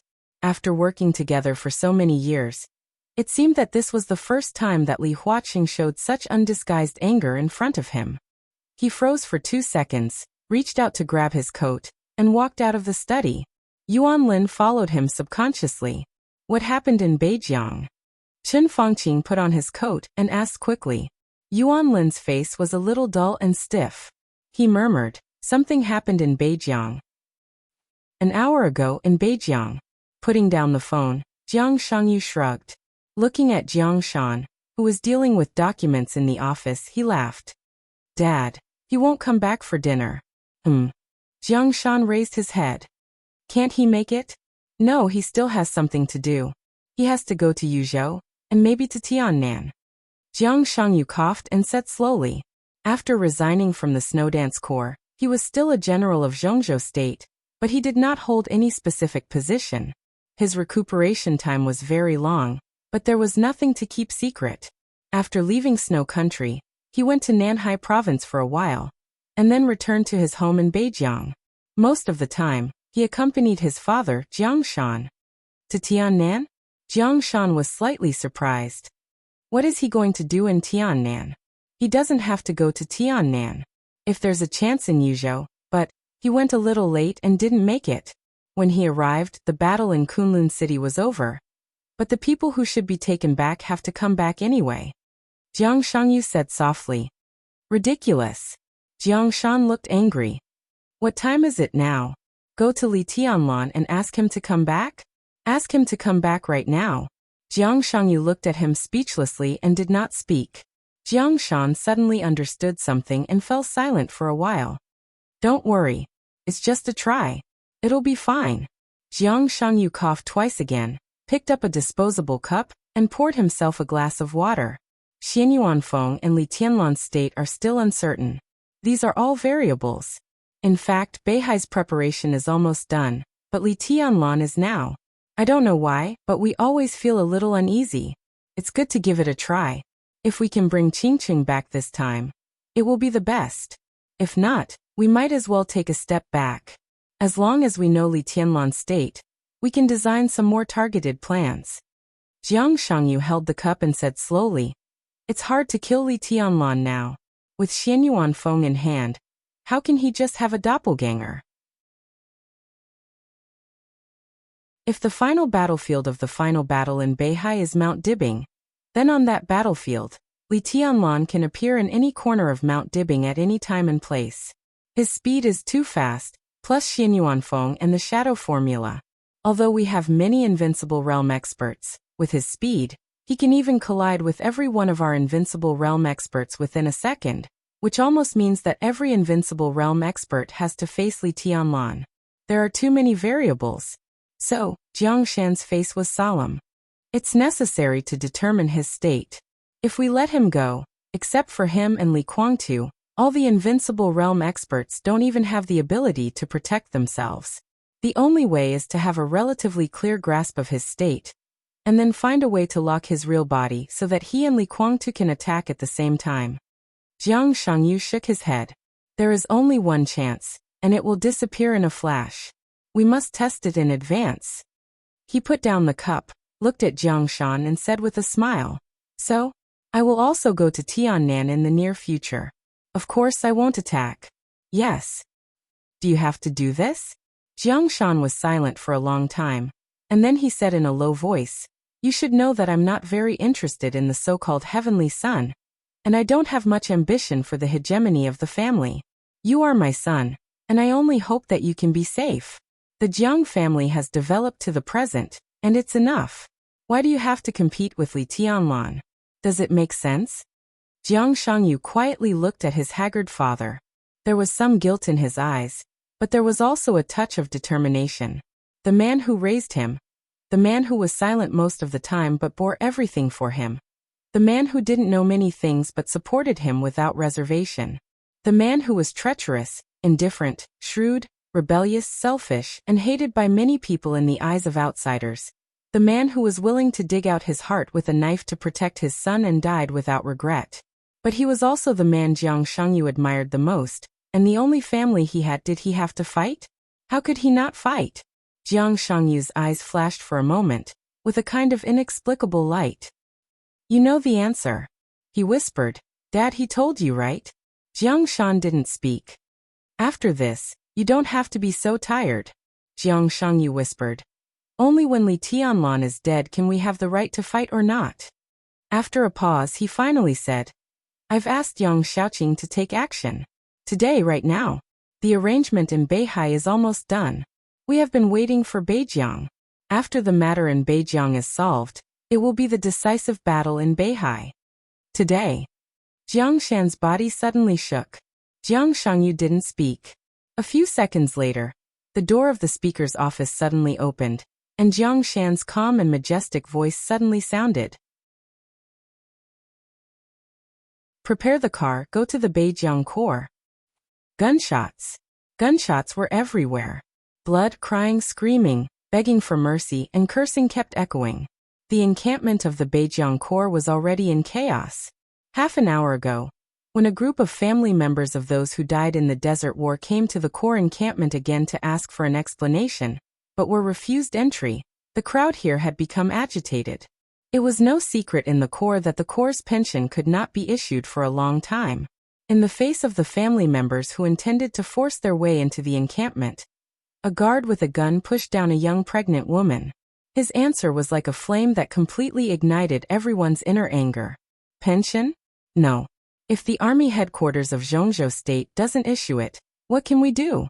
If anyone dares to make trouble, I'll arrest you all. You want pension? Go to jail." The guards were overwhelmed by the completely angry family members. When the other guards were ordered to shoot as a deterrent, there was no room for redemption. It was Huang Tong who gave the order to shoot. The first bullet of the encampment guard hit the back of a family member. Blood flowed out. All the family members rushed into the encampment like crazy under great emotions. Gunshots rang out. The injured family member fell down. The chaos was completely out of control. Countless soldiers rushed out and looked at the family members who fell on the ground. All of their eyes were completely red. Huang Tong. I'll F***ck your mother. When a young company commander cursed, some soldiers had already begun to pick up their weapons and shoot. Not at the family members. Instead, they aimed at the guards who shot at the family members. The twisted faces of those desperate family members were almost imprinted in everyone's heart. Almost every soldier had such an idea. If they were the ones who died on the battlefield one day, would their family members also receive the same treatment? They were crazy. The great anger made the soldiers completely lose their minds. The bullets flew directly toward the guards. In an instant, there was extreme contradiction among the soldiers. Some were carrying out Huang Tong's orders, and some were protecting the family members. The tragic killing broke out directly before anyone could react. The order of the entire encampment completely collapsed in an instant. No one knew what it was. However, the worst incident in the past 100 years completely broke out when no one was mentally prepared. In the 15th minute of the chaos, the top officials in the encampment began to report the situation to the army headquarters. Dongqing Wudi conveyed the situation to Li Huaqing at once. But everything was already irreversible. The car rushed all the way out of the Beijiang Council compound. Jiang Shangyu sat in the passenger seat, looking at the scenery outside the window with no expression on his face. The phone rang. Jiang Shan, with a serious face, took out his mobile phone, narrowed his eyes, and answered the phone. President. Yes, I already know. I just received the phone report and I'm on my way. King bastard. Huang Tong is so confused that he ordered to shoot at the family members. Yes, I understand. I'll do my best to deal with the aftermath. Okay, thank you for your trust in me. After a brief exchange on the phone, Jiang Shan put down the phone with a solemn face. Dad, what did Li Huaqing say? Jiang Shangyu asked. Jiang Shan hesitated for a second, took a deep breath, and said in a complicated tone. The president gave me full authorization on behalf of the parliament. Before the army headquarters, the parliament, and the cabinet arrive, I have full authority to deal with this emergency. Before the people of the 3 highest departments arrive. Full authority. Jiang Shangyu showed a sneer and whispered. It seems that the parliament still doesn't trust us enough. Jiang Shan did not speak. Jiang Shangyu looked out of the window and muttered to himself. In this case, we have to hurry.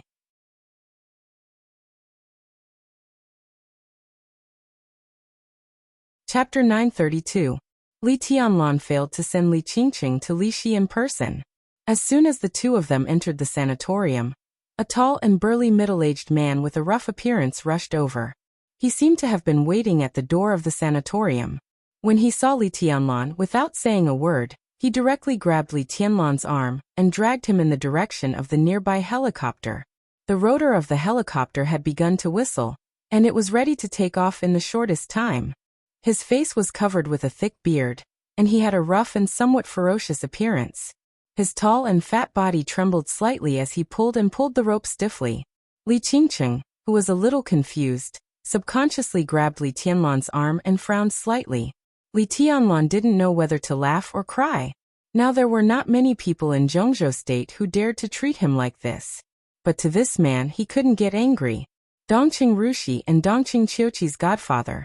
Thunder God. Thunder God of the Dongqing clan.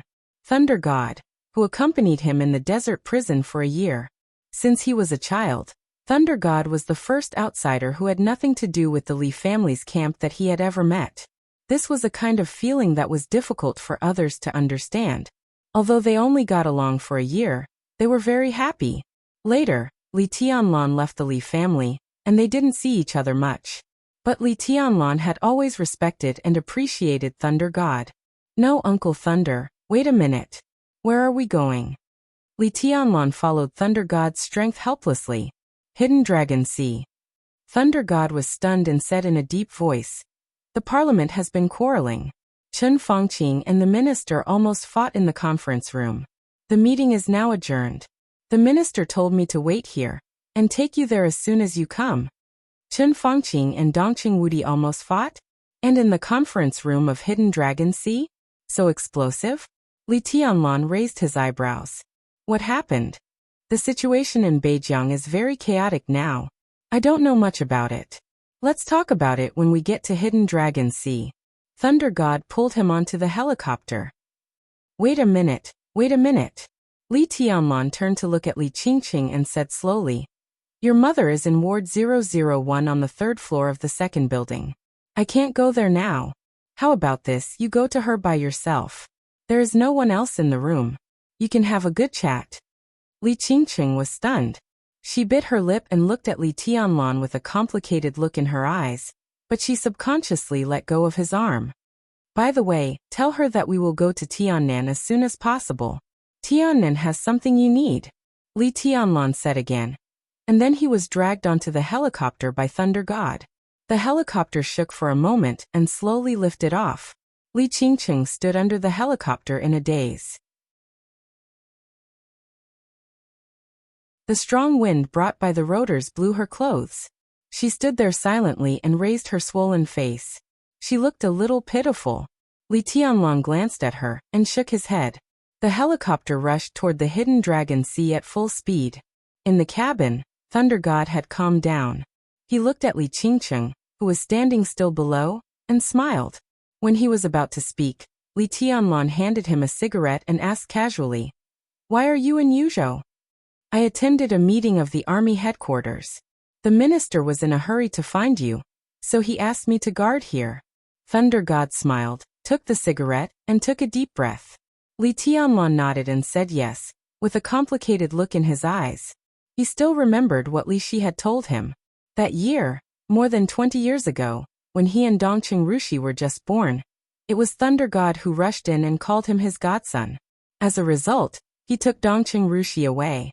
Then there was the current Li Tianlan in Emperor Dong's palace.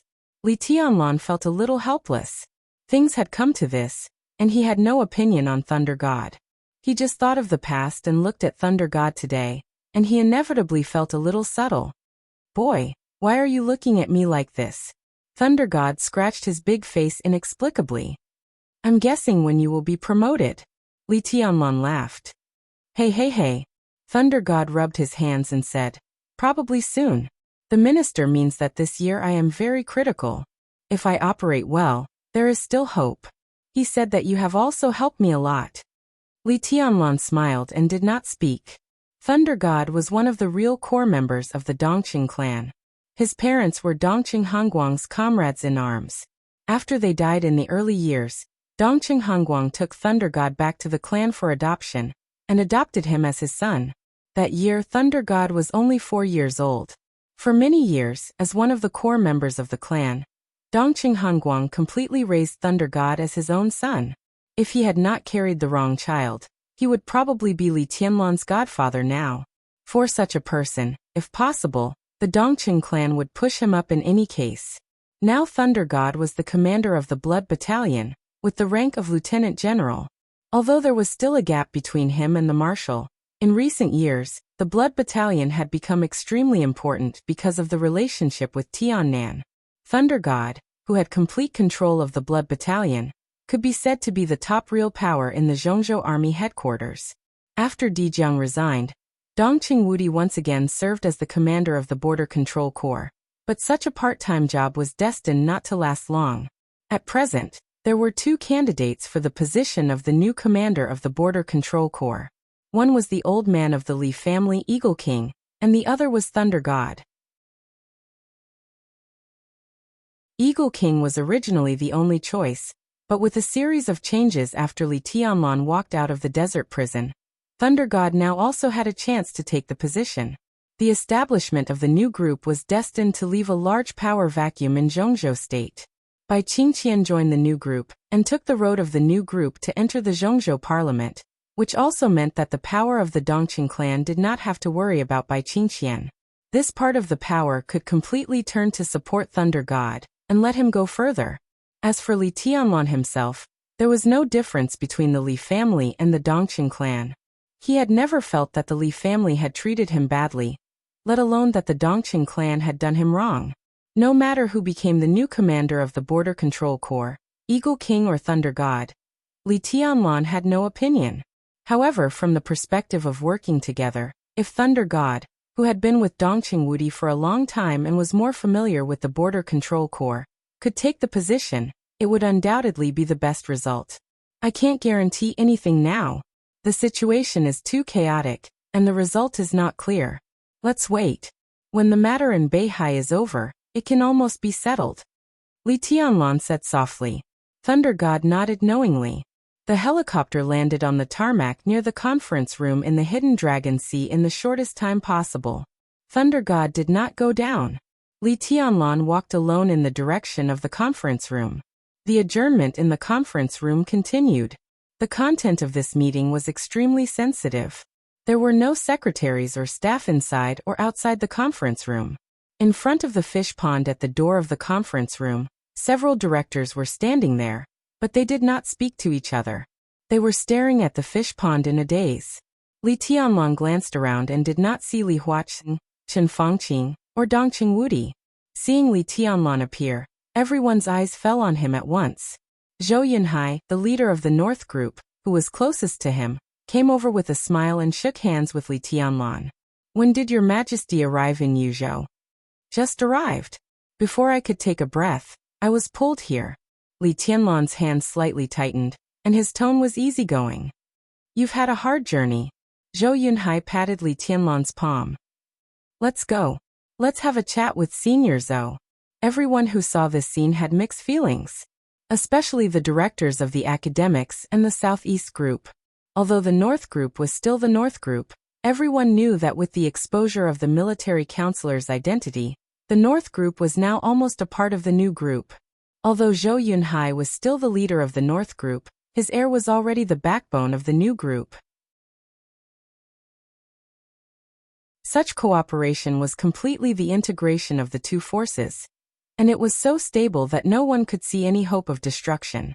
Zhou Mulin, another leader of the giant group, was feeding the fish in front of the fish pond. There was only a little fish food left in his hand.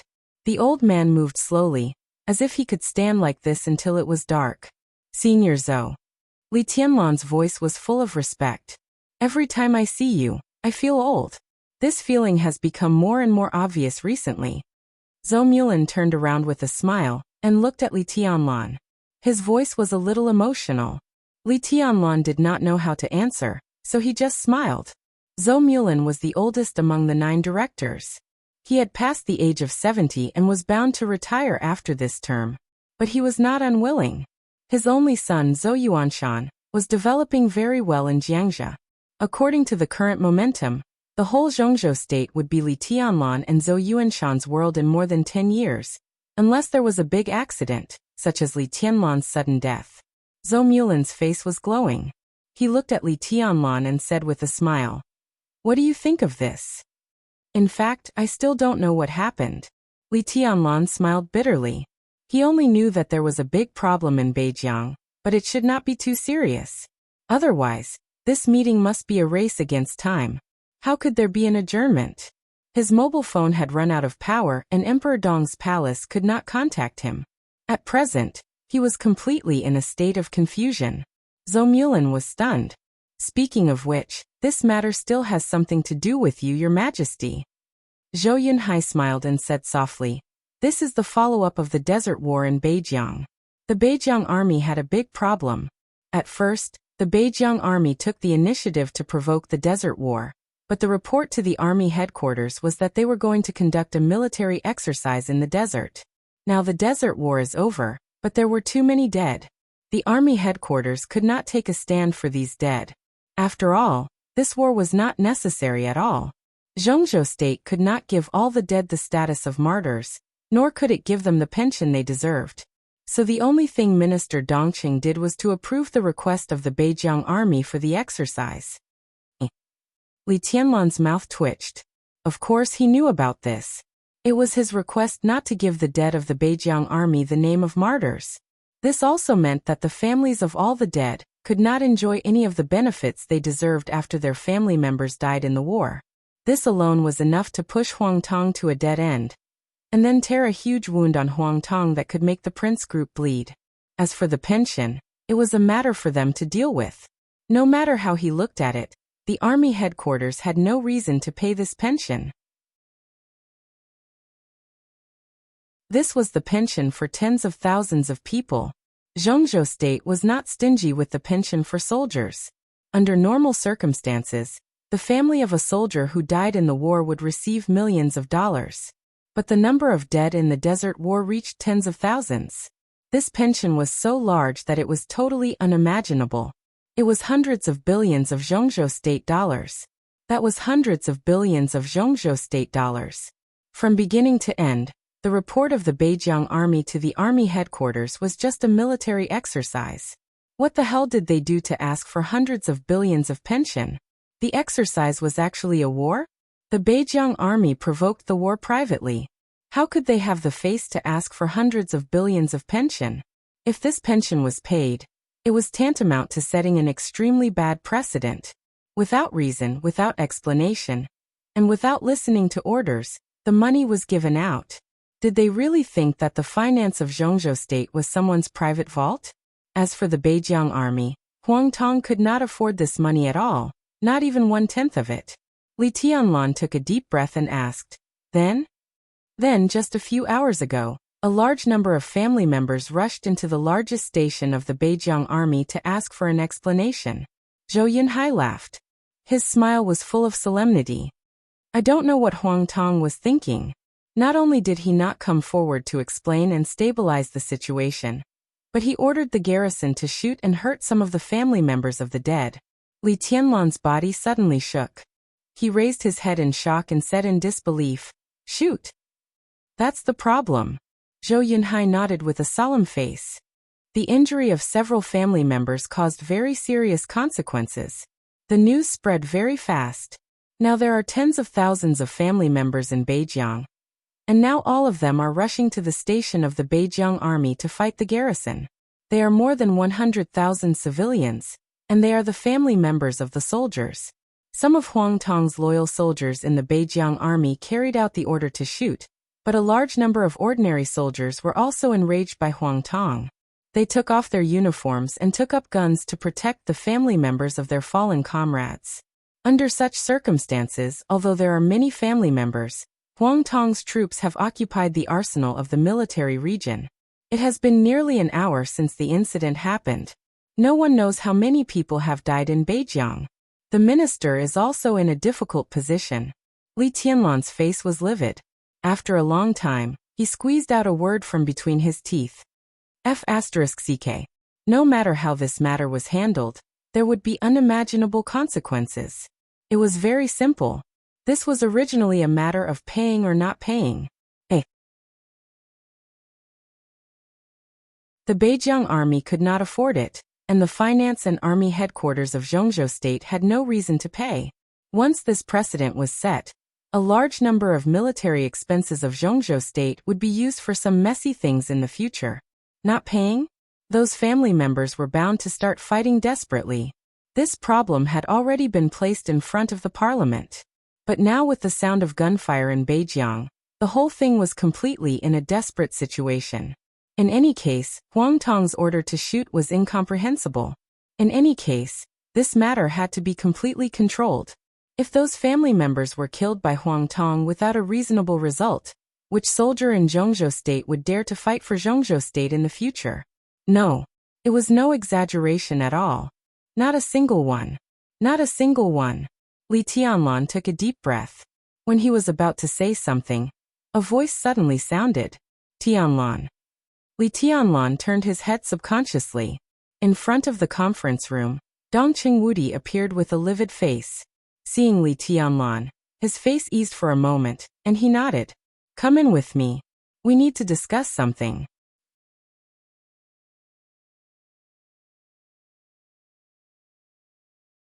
Chapter 933.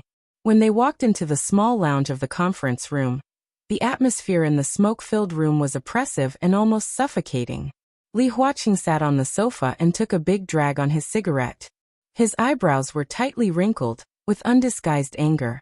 Chen Fangqing sat there with a stiff face. There were many cigarette butts in front of him. His lips were dry and cracked, and he looked a little lost. Dongqing Wudi closed the door behind him. A slight noise caught everyone's attention. Chen Fangqing looked back at Li Tianlan. His pupils shrank, and he jumped up as if he had been stimulated. It's him. He pointed at Li Tianlan, and his face was ferocious and resentful. If it weren't for him, everything in the desert wouldn't have happened. He's the culprit of all this. Snap. Li Tianlan moved his body.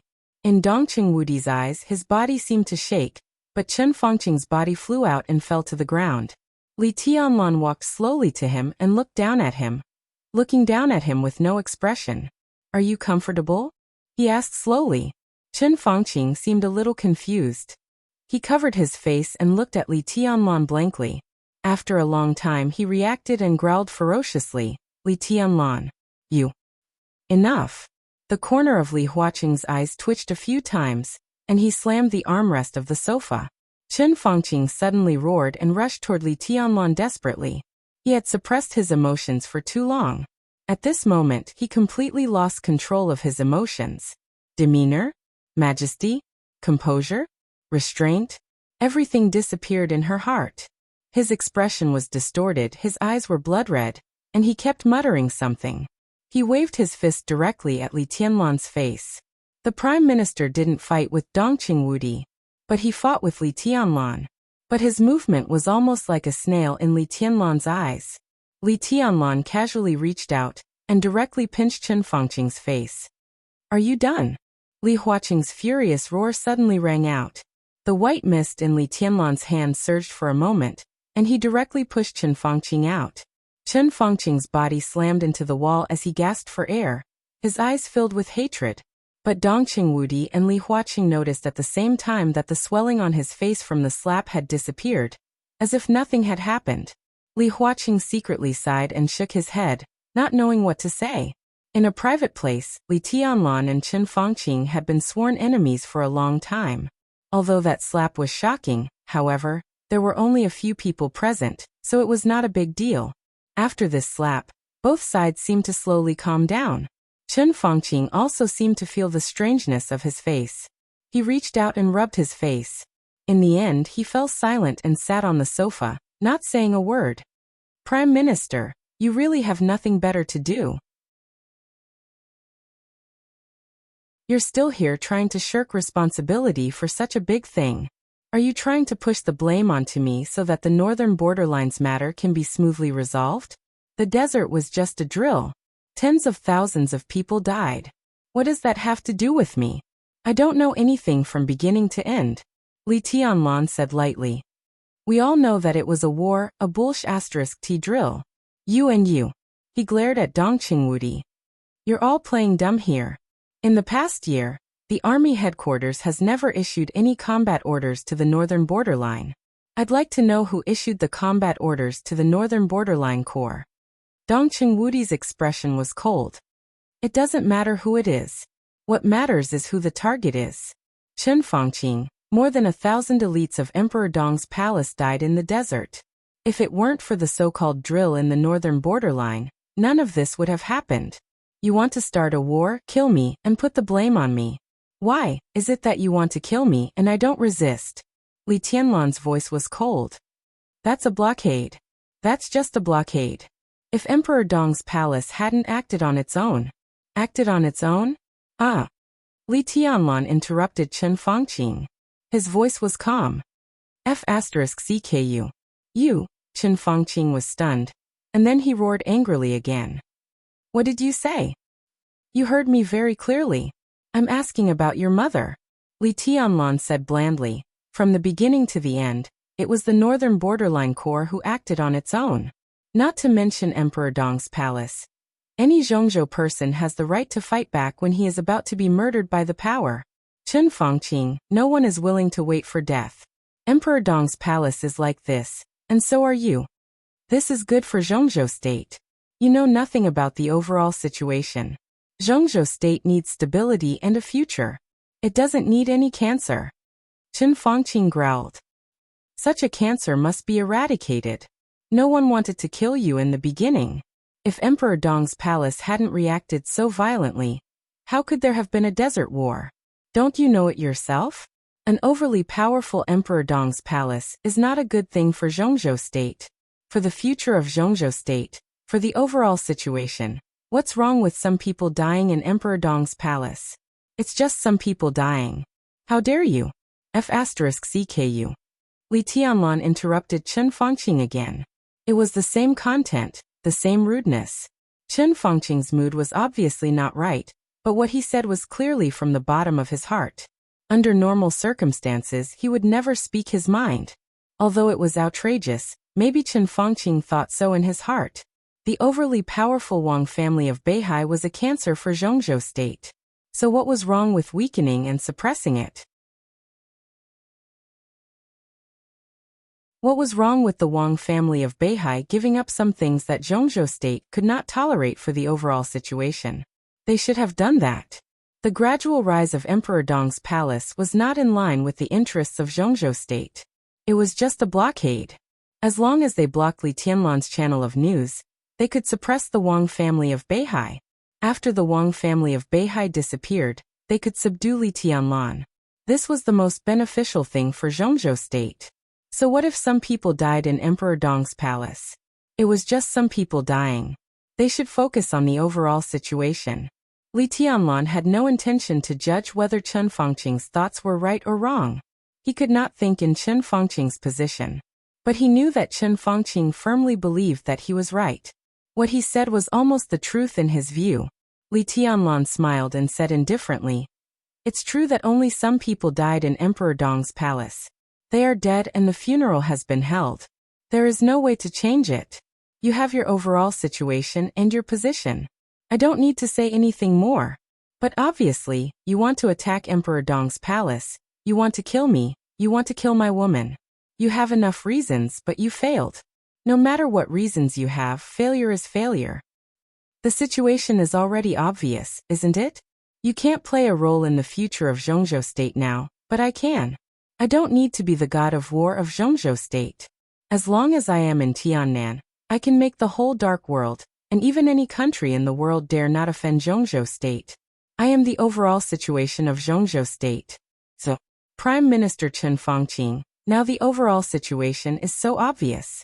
For the sake of the overall situation, it doesn't matter if some people die in your Chen family, right? His voice was flat and low. In Chen Fangqing's ears, it sounded like a devil's whisper. I have investigated. Those who are related to you, your family, your mother's family, your children, your wife, your cousins, everyone. I have counted. The exact number is 318. Li Tianlan laughed. I can tell you responsibly that Emperor Dong's palace will kill these people, including you one by one.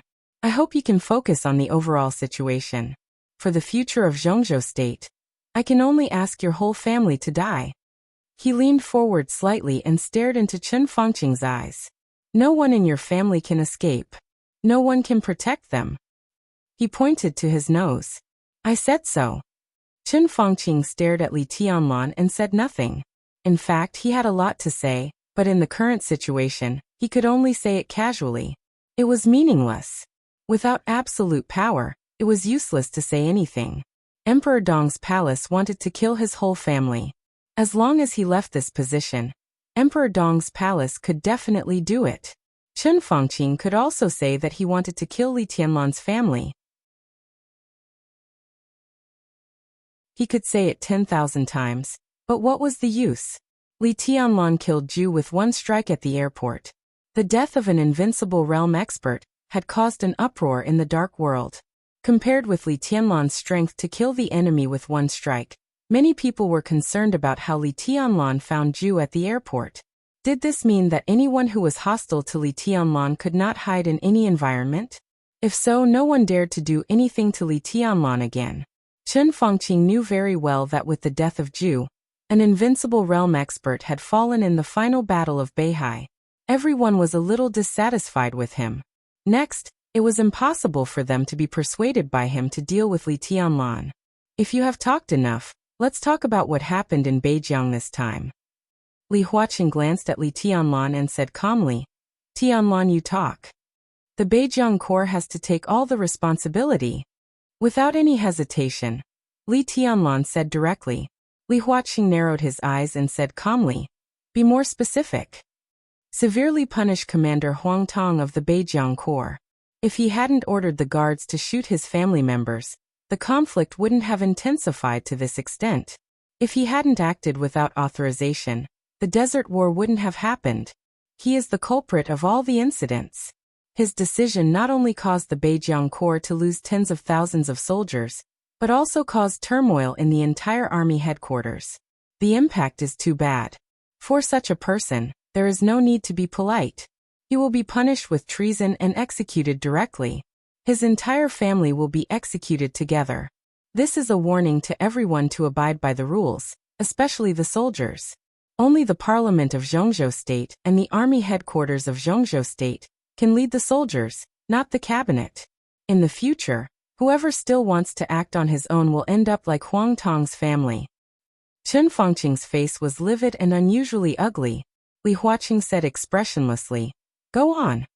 All the officers above the rank of Major Colonel who participated in the Desert War, if they die, will be executed without compensation, and their families will not be taken care of. If they are alive, they will be executed, and their families will be put in prison. If a colonel is demoted to a basic officer, he will be expelled from the army and sentenced.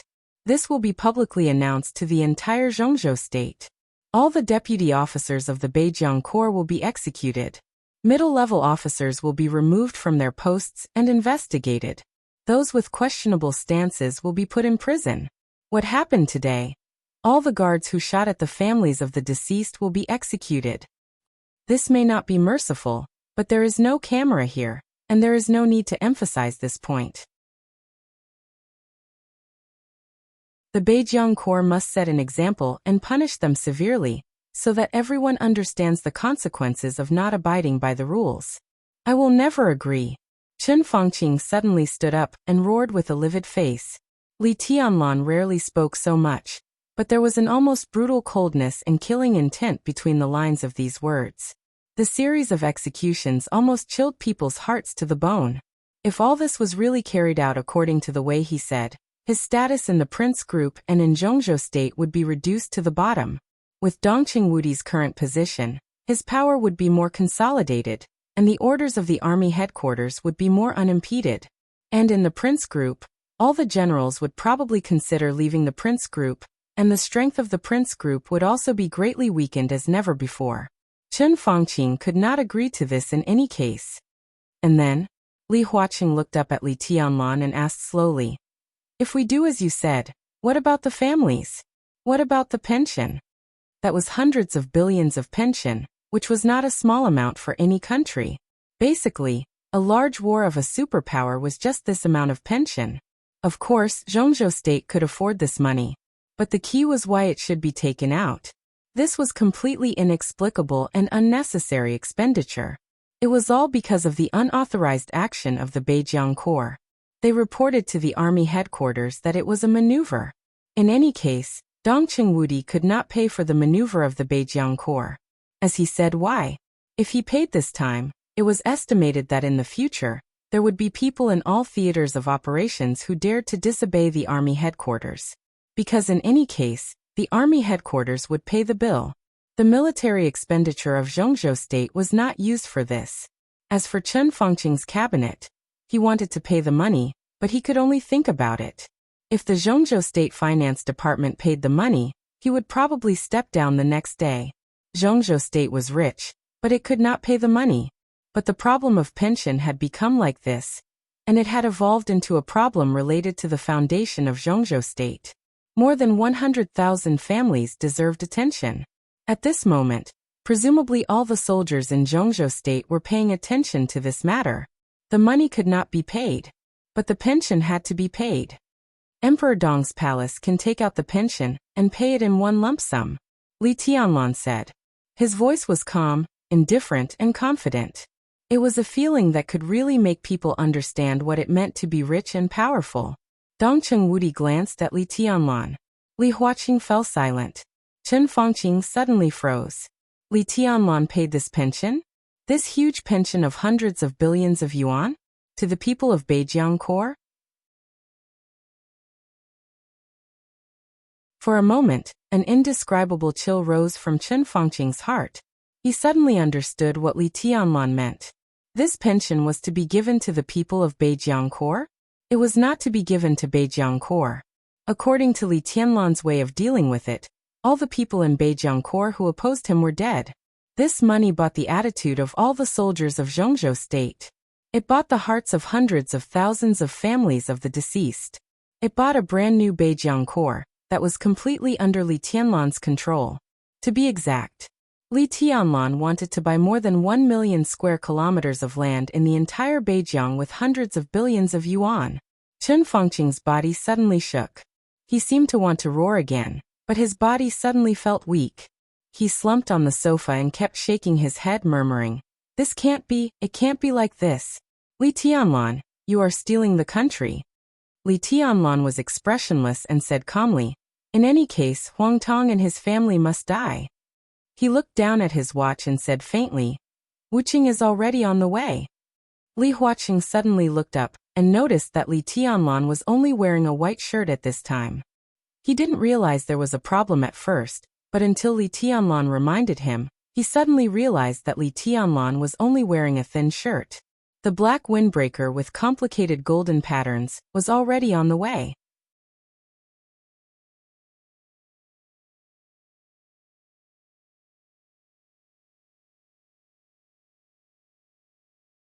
They were civilians. I am a soldier, a military officer. I was the one who gave the order to shoot and kill the civilians of my own country. Huang Tong's eyes were bloodshot as he roared crazily. He panted heavily for a long time before he sat down on the sofa. He covered his face with both hands and sobbed, "I'm a soldier." His voice trembled with undisguised regret and pain. Yang Shaoqing was indifferent. "This is a necessary sacrifice." Huang Tong abruptly raised his head, his blood-red eyes staring at Yang Shaoqing. A necessary sacrifice. It was this sentence again. Before the Desert War, Chen Fengqing had said this to him. Yang Shaoqing also said this to him before he gave the order to shoot. He was actually moved by this sentence twice. Huang Tong smiled bitterly. "Are you so at ease? This is a necessary sacrifice." Yang Shaoqing's face was expressionless. "Besides, you gave the order to shoot them." Huang Tong gritted his teeth and closed his eyes in pain. He did give the order. Except for a few people involved, no one in Zhongzhou state could believe that Huang Tong would give such an order. Even the council members couldn't believe it. But Huang Tong just did it. When the first bullet hit the family members, when it happened to the family members, everything was already irreversible. Without such an order, the family members would be dissatisfied, but as long as they could find a way, things could always be delayed until Zhongzhou state could come up with a proper solution. Although this was not the best plan, at least it could stabilize the situation. But a stable situation was not what Jiang Shan wanted. So under his instigation, Huang Tong gave the most insane order to shoot the family members. This was the last thing he needed to do. He would completely detonate the chaotic situation. When it was out of everyone's control, Jiang Shan would arrange for him and his family to leave Zhongzhou state. And everything in Beijiang would be completely taken over by Jiang Shan. Huang Tong had no choice. For such an order, he would feel guilty, uneasy, and afraid. But compared with that, he wanted to keep himself and his family alive. "It's almost time," Yang Shaoqing suddenly said. "General, use heavy firepower." Huang Tong jumped up as if he was scared and subconsciously retorted, "It's not the time yet. It's not up to you to decide." Yang Shaoxiong said blandly, "The speaker is already on his way. Before that, we have to do everything we can. It's not the time now. Maybe in half an hour, you won't be able to hold the arsenal in the station. Now, please give the order immediately." Huang Tong stared at Yang Shaoxiong and suddenly said, "You're such a good dog." Yang Shaoxiong looked at Huang Tong expressionlessly and did not speak. Huang Tong suddenly picked up the phone and dialed a number. There were a lot of heavy weapons in the arsenal of the army station. Once they were used, they could cause devastating damage to the current battle situation. Once this order was given, the situation would be completely out of control. This was undoubtedly what Jiang Shan wanted most. He was the speaker of Beijiang. No one would blame him if something happened to the army without warning. At this time, He must have gotten the full power to deal with this incident. Full power. It also meant that the more chaotic the situation was, the more power Jiang Shan had. The phone rang twice. A fierce and ferocious voice sounded. General, it's me. What should I do? This is the last order. After it's done, come here immediately. We'll leave Zhongzhou State together. Now you let... Whoosh! A soft voice suddenly rang out. Huang Tong opened his mouth and wanted to give the order. But when his lips opened and closed, he suddenly couldn't say a word. Countless warm liquids seemed to suddenly spurt out from his throat. He opened his mouth hard, but he couldn't make any sound. A hard-to-look-at light penetrated the villa of the commander of Beijiang army in an instant. The sharp light penetrated the window and tore Huang Tong's throat. Without any pause, it penetrated Yang Xiaoxiong's body again. The sharp sword energy was mighty and everywhere. The flying light penetrated from one side of the villa. Without any pause, it penetrated from the other side and disappeared in an instant. Huang Tong's body stiffened as he touched his throat. Copious amounts of blood dripped from his neck into his hand. Huang Tong's pupils suddenly contracted. He slowly turned his head in disbelief and glanced at Yang Xiaoxiong. Yang Xiaoxiong's expressionless face was already full of horror. He took a careful step forward. Bang! In the dull sound, countless drops of blood burst out of Yang Xiaoxiong's body. His body turned into minced meat in the blink of an eye, and blood splashed everywhere. Huang Tong looked at it in horror, but he couldn't make any sound. He felt that his body was splitting madly with indescribable pain. His head, neck, limbs, and torso. The sharp sword energy penetrated through his body and cut everything in his body without any hesitation. There was no sound. The phone in Huang Tong's hand fell to the ground. A large number of body parts appeared in the book again. In the room. Hello. Hello. General? You. On the phone, the ruthless voice said hello twice. He seemed to want to say something, but his voice instantly fell silent. The chaotic voice sounded in the phone for a moment, and then the arsenal on the other end of the phone became dead silent again. Boom. In just a few seconds, a deafening roar suddenly sounded in the chaotic battlefield. The ferocious guards, angry soldiers, and desperate families stopped almost at the same time and looked at everything in front of them in shock. The huge crowd had pushed into the high-rise residential area of the Beijiang Army's encampment. More than 10 villas stood quietly in the courtyard with birds chirping and fragrant flowers, with the smell of power. When the battle was at its most intense, a light appeared in everyone's sight. That colorful and dazzling light came from the distant sky and silently passed through the crowd. All the guards in front of him were instantly dismembered, and a large number of corpses suddenly appeared on the battlefield. The light did not stop at all. It flew over the battlefield and rushed directly into the high-rise residential area. Fast. It was unimaginably fast. No one's consciousness could keep up with the light. The light rushed through the high-rise residential area and rose into the sky in an instant. With an endless sharp colorful arc, it went straight into the sky and disappeared in an instant. Everyone stopped subconsciously. In the huge silence, the sudden roar was simply earth-shattering. In everyone's sight, the villas where the high-level officials of the army lived collapsed in an instant. Smoke and dust rose all over the sky.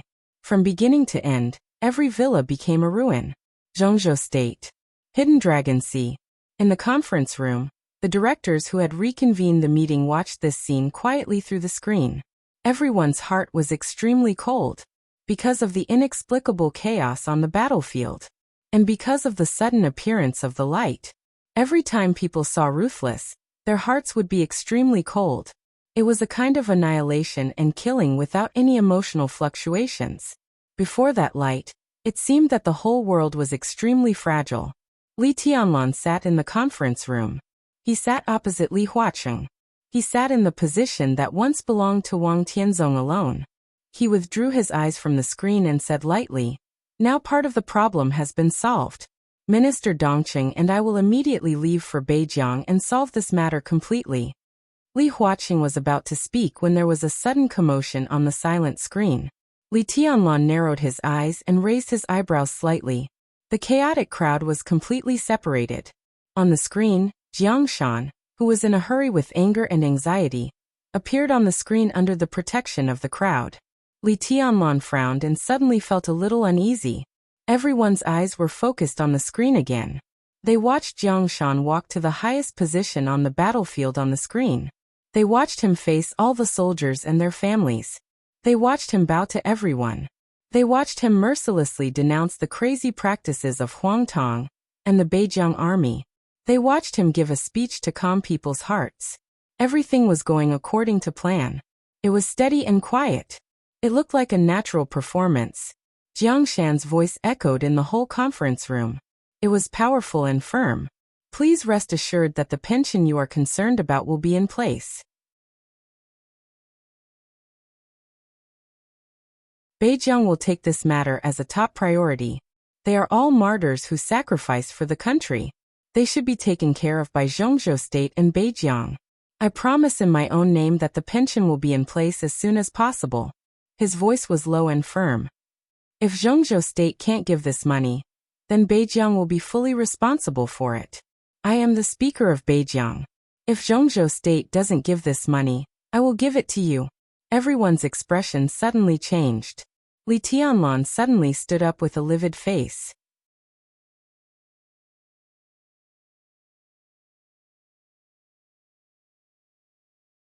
Chapter 935. At 3:00 in the afternoon, Li Tianlan followed Dongqing Wudi out of the conference room in the Hidden Dragon Sea in silence. The meeting was over, but the result was extremely strange. Jiang Shan took all the responsibilities. The parliament gave him full power, and this power was fully exerted in his hands. The chaos in the army station had completely subsided. People in Beijiang began to count the losses. The corpses of Huang Tong, Yang Shaoqing, and others were sorted out. In front of the corpses, Jiang Shan once again gave a long speech, summary and promise. On behalf of Beijiang, he promised all the families that the Parliament of Beijiang would be responsible for the pension of the war dead, and provide various care for their families. Jiang Shan said a lot.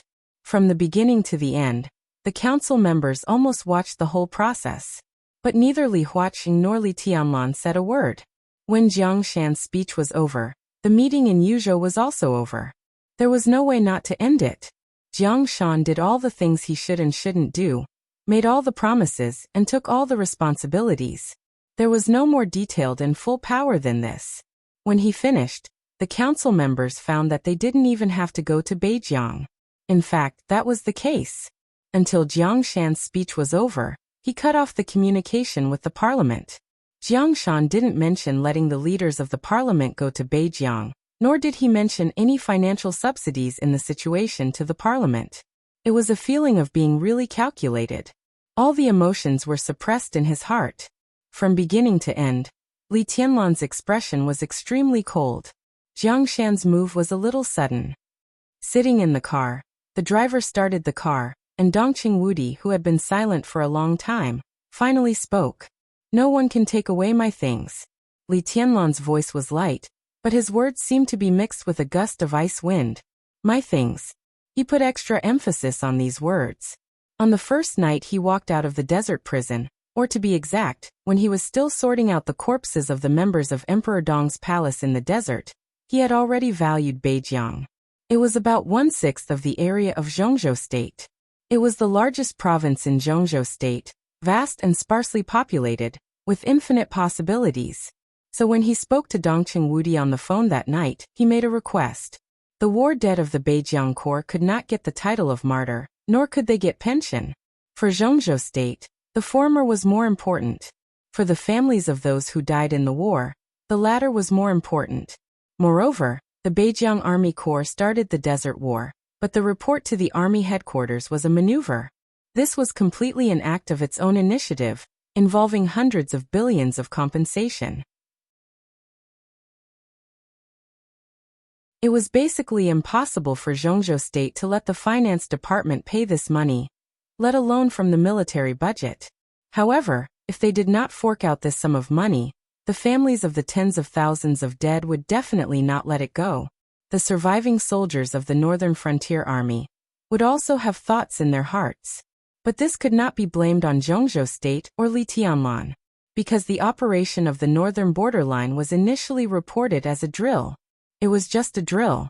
If they couldn't get the compensation, all the family members and the surviving soldiers of the Northern Borderline Army would vent their hatred and resentment on Huang Tong and the Northern Borderline Army. This was undoubtedly the result that Li Tianlan wanted. Huang Tong's fate was destined to be incomparably miserable. The resentment and hatred of hundreds of thousands of his family members and countless soldiers would be enough to tear Huang Tong into pieces at the right time. This was also the result that Li Tianlan wanted. Everything started with Huang Tong's death. The loss of control of Beijiang and the hearts of the Northern Borderline Army could tear a huge wound inside the prince group.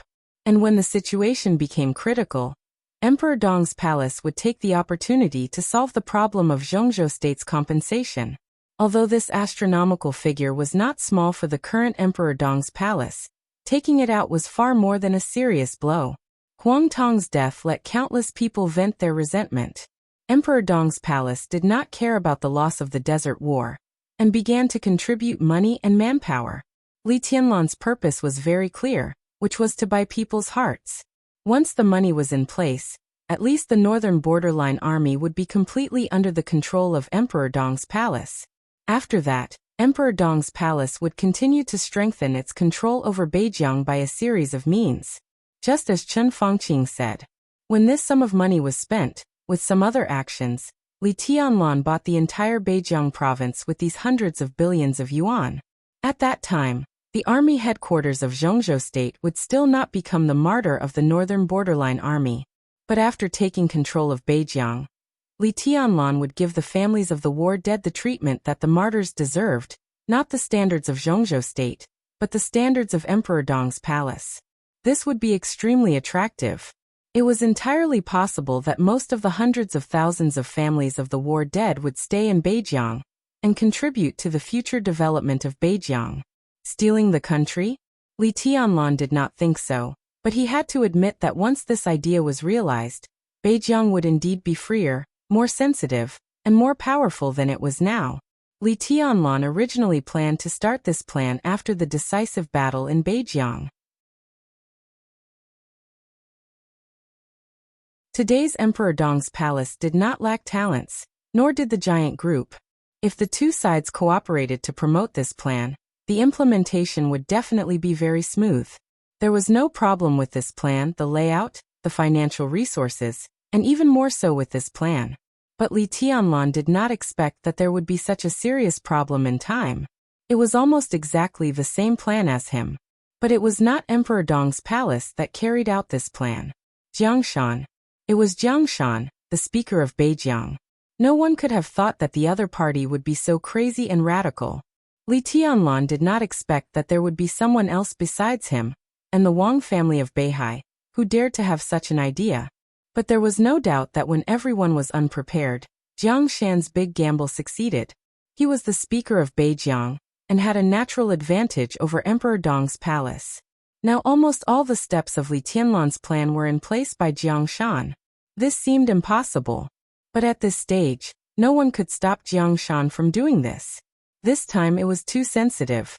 It was no longer a matter of Beijiang, but the morale of the entire Zhongzhou state. In any case, it had to be solved quickly. For Li Tianlan, this was a complete failure. But the funny thing was that such a failure was not due to strategy, resources, or strength. It was due to time.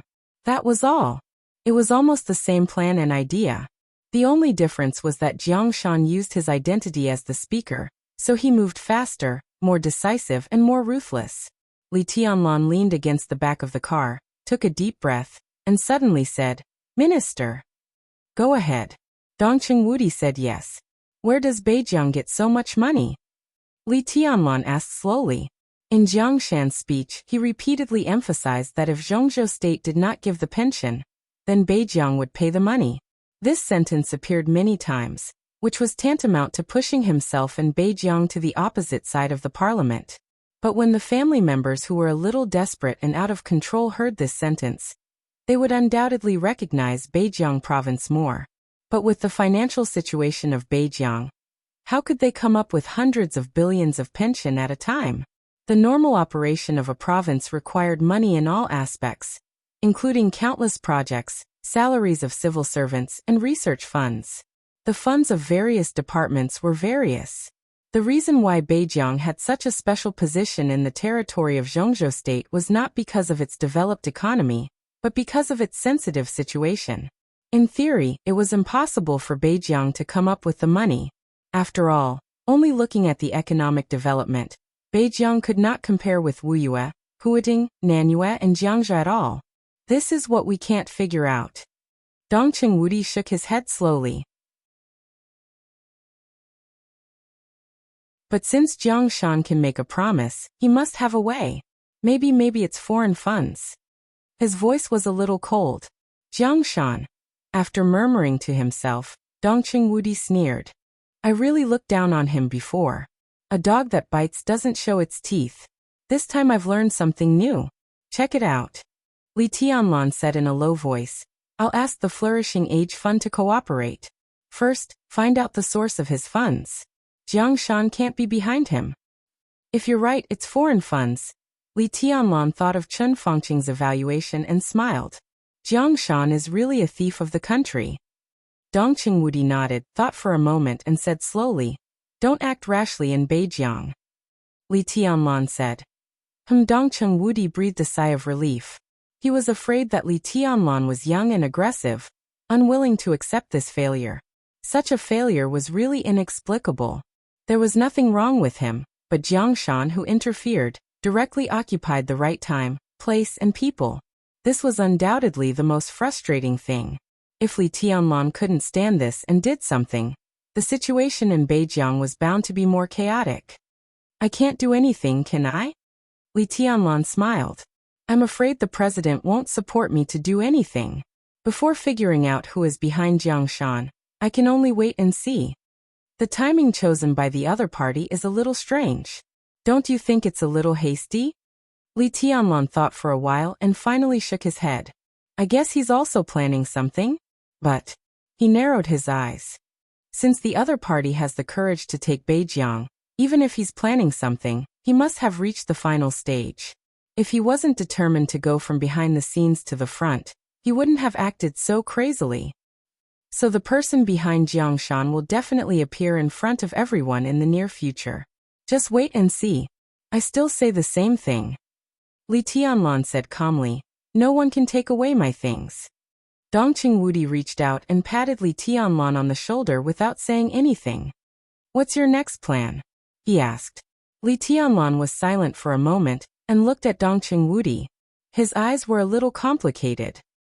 Li Shi will join Emperor Dong's palace and should go back to Tiannan with me, Li Tianlan said quietly. Take them back and then go to Beihai. This game has been going on for so long. It's time to end it. Climax.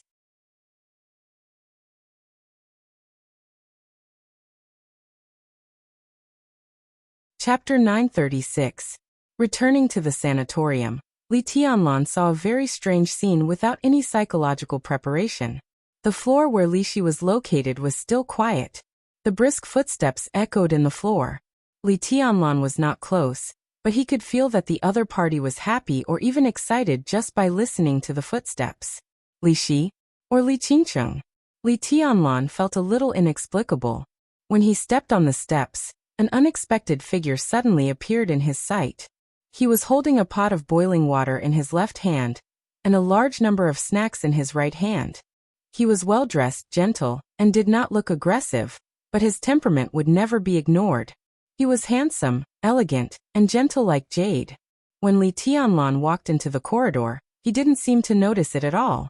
His handsome face seemed to be thinking about something, and he kept grinning foolishly. Their gazes met in midair. His face suddenly stiffened, then solidified, and finally turned into guilt and embarrassment. Li Tianlan stared at him strangely. Why are you here? Aren't you recuperating? Ahem. Lin Yuxian coughed and tried to calm down his embarrassment. During this time, the strange image of a silly boy to Li Tianlan began to disappear, and became familiar to Li Tianlan. Well, I've been bored in the house for a long time, so I came out to take a walk. Li Tianlan opened his eyes and looked at him speechlessly. It was understandable that he came out to take a walk after being bored for a long time. But he came out to take a walk and suddenly walked thousands of kilometers? After recuperating in Tiannan, he felt bored, so he came to Yuzhou? You've really gone far. Li Tianlan sneered subconsciously. Ha he ha ha, Lin Yuxian laughed dryly. When did you come? Li Tianlan asked and took the hot water and snacks from Lin Yuxian's hand. But he did not expect that Lin Yuxian would not let go of them, as if they were treasures, and he wanted to hide them behind him quietly. I can do it. Well, I just arrived and had breakfast in Yuzhou. Li Tianlan paused, and his eyes became more and more strange. Had breakfast in Yuzhou? Yesterday, Lin Yuxian was still recuperating in Tiannan. That was to say, he had set off for Yuzhou in the middle of the night? Counting the time, it seemed that as soon as he left for Kunlun City, Lin Yuxian had already begun to arrange a plane to come to Yuzhou. Kunlun City, Kunlun City? At this time, Li Tianlan's heart suddenly moved slightly. He looked at Lin Yuxian carefully, and did not speak for a long time. Lin Yuxian became more and more uncomfortable. He coughed and said, If there is nothing else, I will leave. He carried his things, and was about to go downstairs. Are you here for Li Qingqing? Li Tianlan looked at Lin Yuxian up and down, and his tone was a little weird. Lin Yuxian's face stiffened, and he subconsciously wanted to deny it. But when he thought of his purpose of coming and what he was doing now, it was obviously unreliable to hide it. He coughed and said softly, I think I have hope. What do you think? Are you serious? Li Tianlan laughed and seemed to find it interesting. You know each other before? I don't remember meeting you. I've seen him once. Back then in Huading. When we ambushed Gu Qianchuan, we met Gu Xingyun. At that time, Li Qingqing was by Gu Xingyun's side, and I stabbed her with a sword. Have you forgotten? Lin Yuxian complained. Your memory is really bad. It seems so. We met once. Tut. Love at first sight? Li Tianlan blinked and said. You are so vulgar. Love at first sight. Bullshit. What is vulgar? Lin Yuxian looked angry. When you saw my sister, didn't you fall in love at first sight? Of course not. Li Tianlan said confidently. He seemed to think of his first meeting with Qin Weibai, and a smile gradually appeared at the corner of his mouth. At that time, your sister fell in love with me at first sight. Lin Yuxian gritted his teeth and said angrily, F***CKU. Young man, be careful what you say. Li Tianlan patted Lin Yuxian, who was older than him, and said earnestly, Isn't it my sister that you want to pursue now? A sister-in-law was also a sister. There was nothing wrong with it. Li Tianlan laughed and said, Qingqing also calls me brother-in-law. Yuxian, call me brother-in-law. Yuxian, I will fully support you. Sister. Sister, your sister. Let's go. Lin Yuxian slapped Li Tianlan's palm angrily. After Qin Weibai became the Qin patriarch of the Lin clan, Lin Yuxian called her sister and Li Tianlan brother-in-law, but only once. It was more like a situation of recognition. After all, Lin Yuxian was 2 years older than Li Tianlan. But now, if he really pursued Li Qingqing, he would definitely call him brother-in-law in the future. This was his king brother-in-law. What kind of mess is this? Lin Yuxian shook his head in confusion, and turned to go downstairs. The ward is here. Where are you going? Li Tianlan was a little confused. Qingqing is taking Auntie downstairs for a breath of fresh air. Lin Yuxian said, I'm getting them some snacks. He raised the kettle in his hand and said, I can make a pot of tea. What a lackey. Li Tianlan praised sincerely, as if he had discovered Lin Yuxian's new attribute. When he was the heir of the Lin clan, he did not expose this attribute, nor when he served as the commander of the Nightmare Legion. But when he met Li Qingqing, this attribute was directly exposed, which was totally worth it. Get out, Lin Yuxian glared. I can't help it even if I want to get out. I also want to go over and talk to them. Li Tianlan went downstairs slowly and said, You have to be careful. My relationship with them is much better than their relationship with you. Tut, you stabbed them with a sword at that time. What a sin. With that sword, you can't lick them back even if you lick them for a year. F***ck. If I hadn't helped you that year, help me stab Li Qingqing with a sword? Are you crazy? I made a mistake. That sword was aimed at Gu Xingyun. That's a good excuse. Lin Yuxian was so angry that he couldn't speak. After a moment of silence, his face suddenly changed slightly, revealing a smile. I heard that Li Shi is going to join Emperor Dong's palace? Will Qingqing also go to Tiannan in the future? Do you really plan to fight a protracted war? Lick them until the end, and you will have everything. Don't you have nothing? If you talk like this, we really can't be brothers. Who is your brother? I am your brother-in-law. The two went all the way downstairs and walked into the garden behind the Impatient building. A small pavilion was located in the middle of the garden. The cold winter wind blew over and refreshed the mind. Li Tianlan completely saw the way of survival and strong desire to survive of a liquor.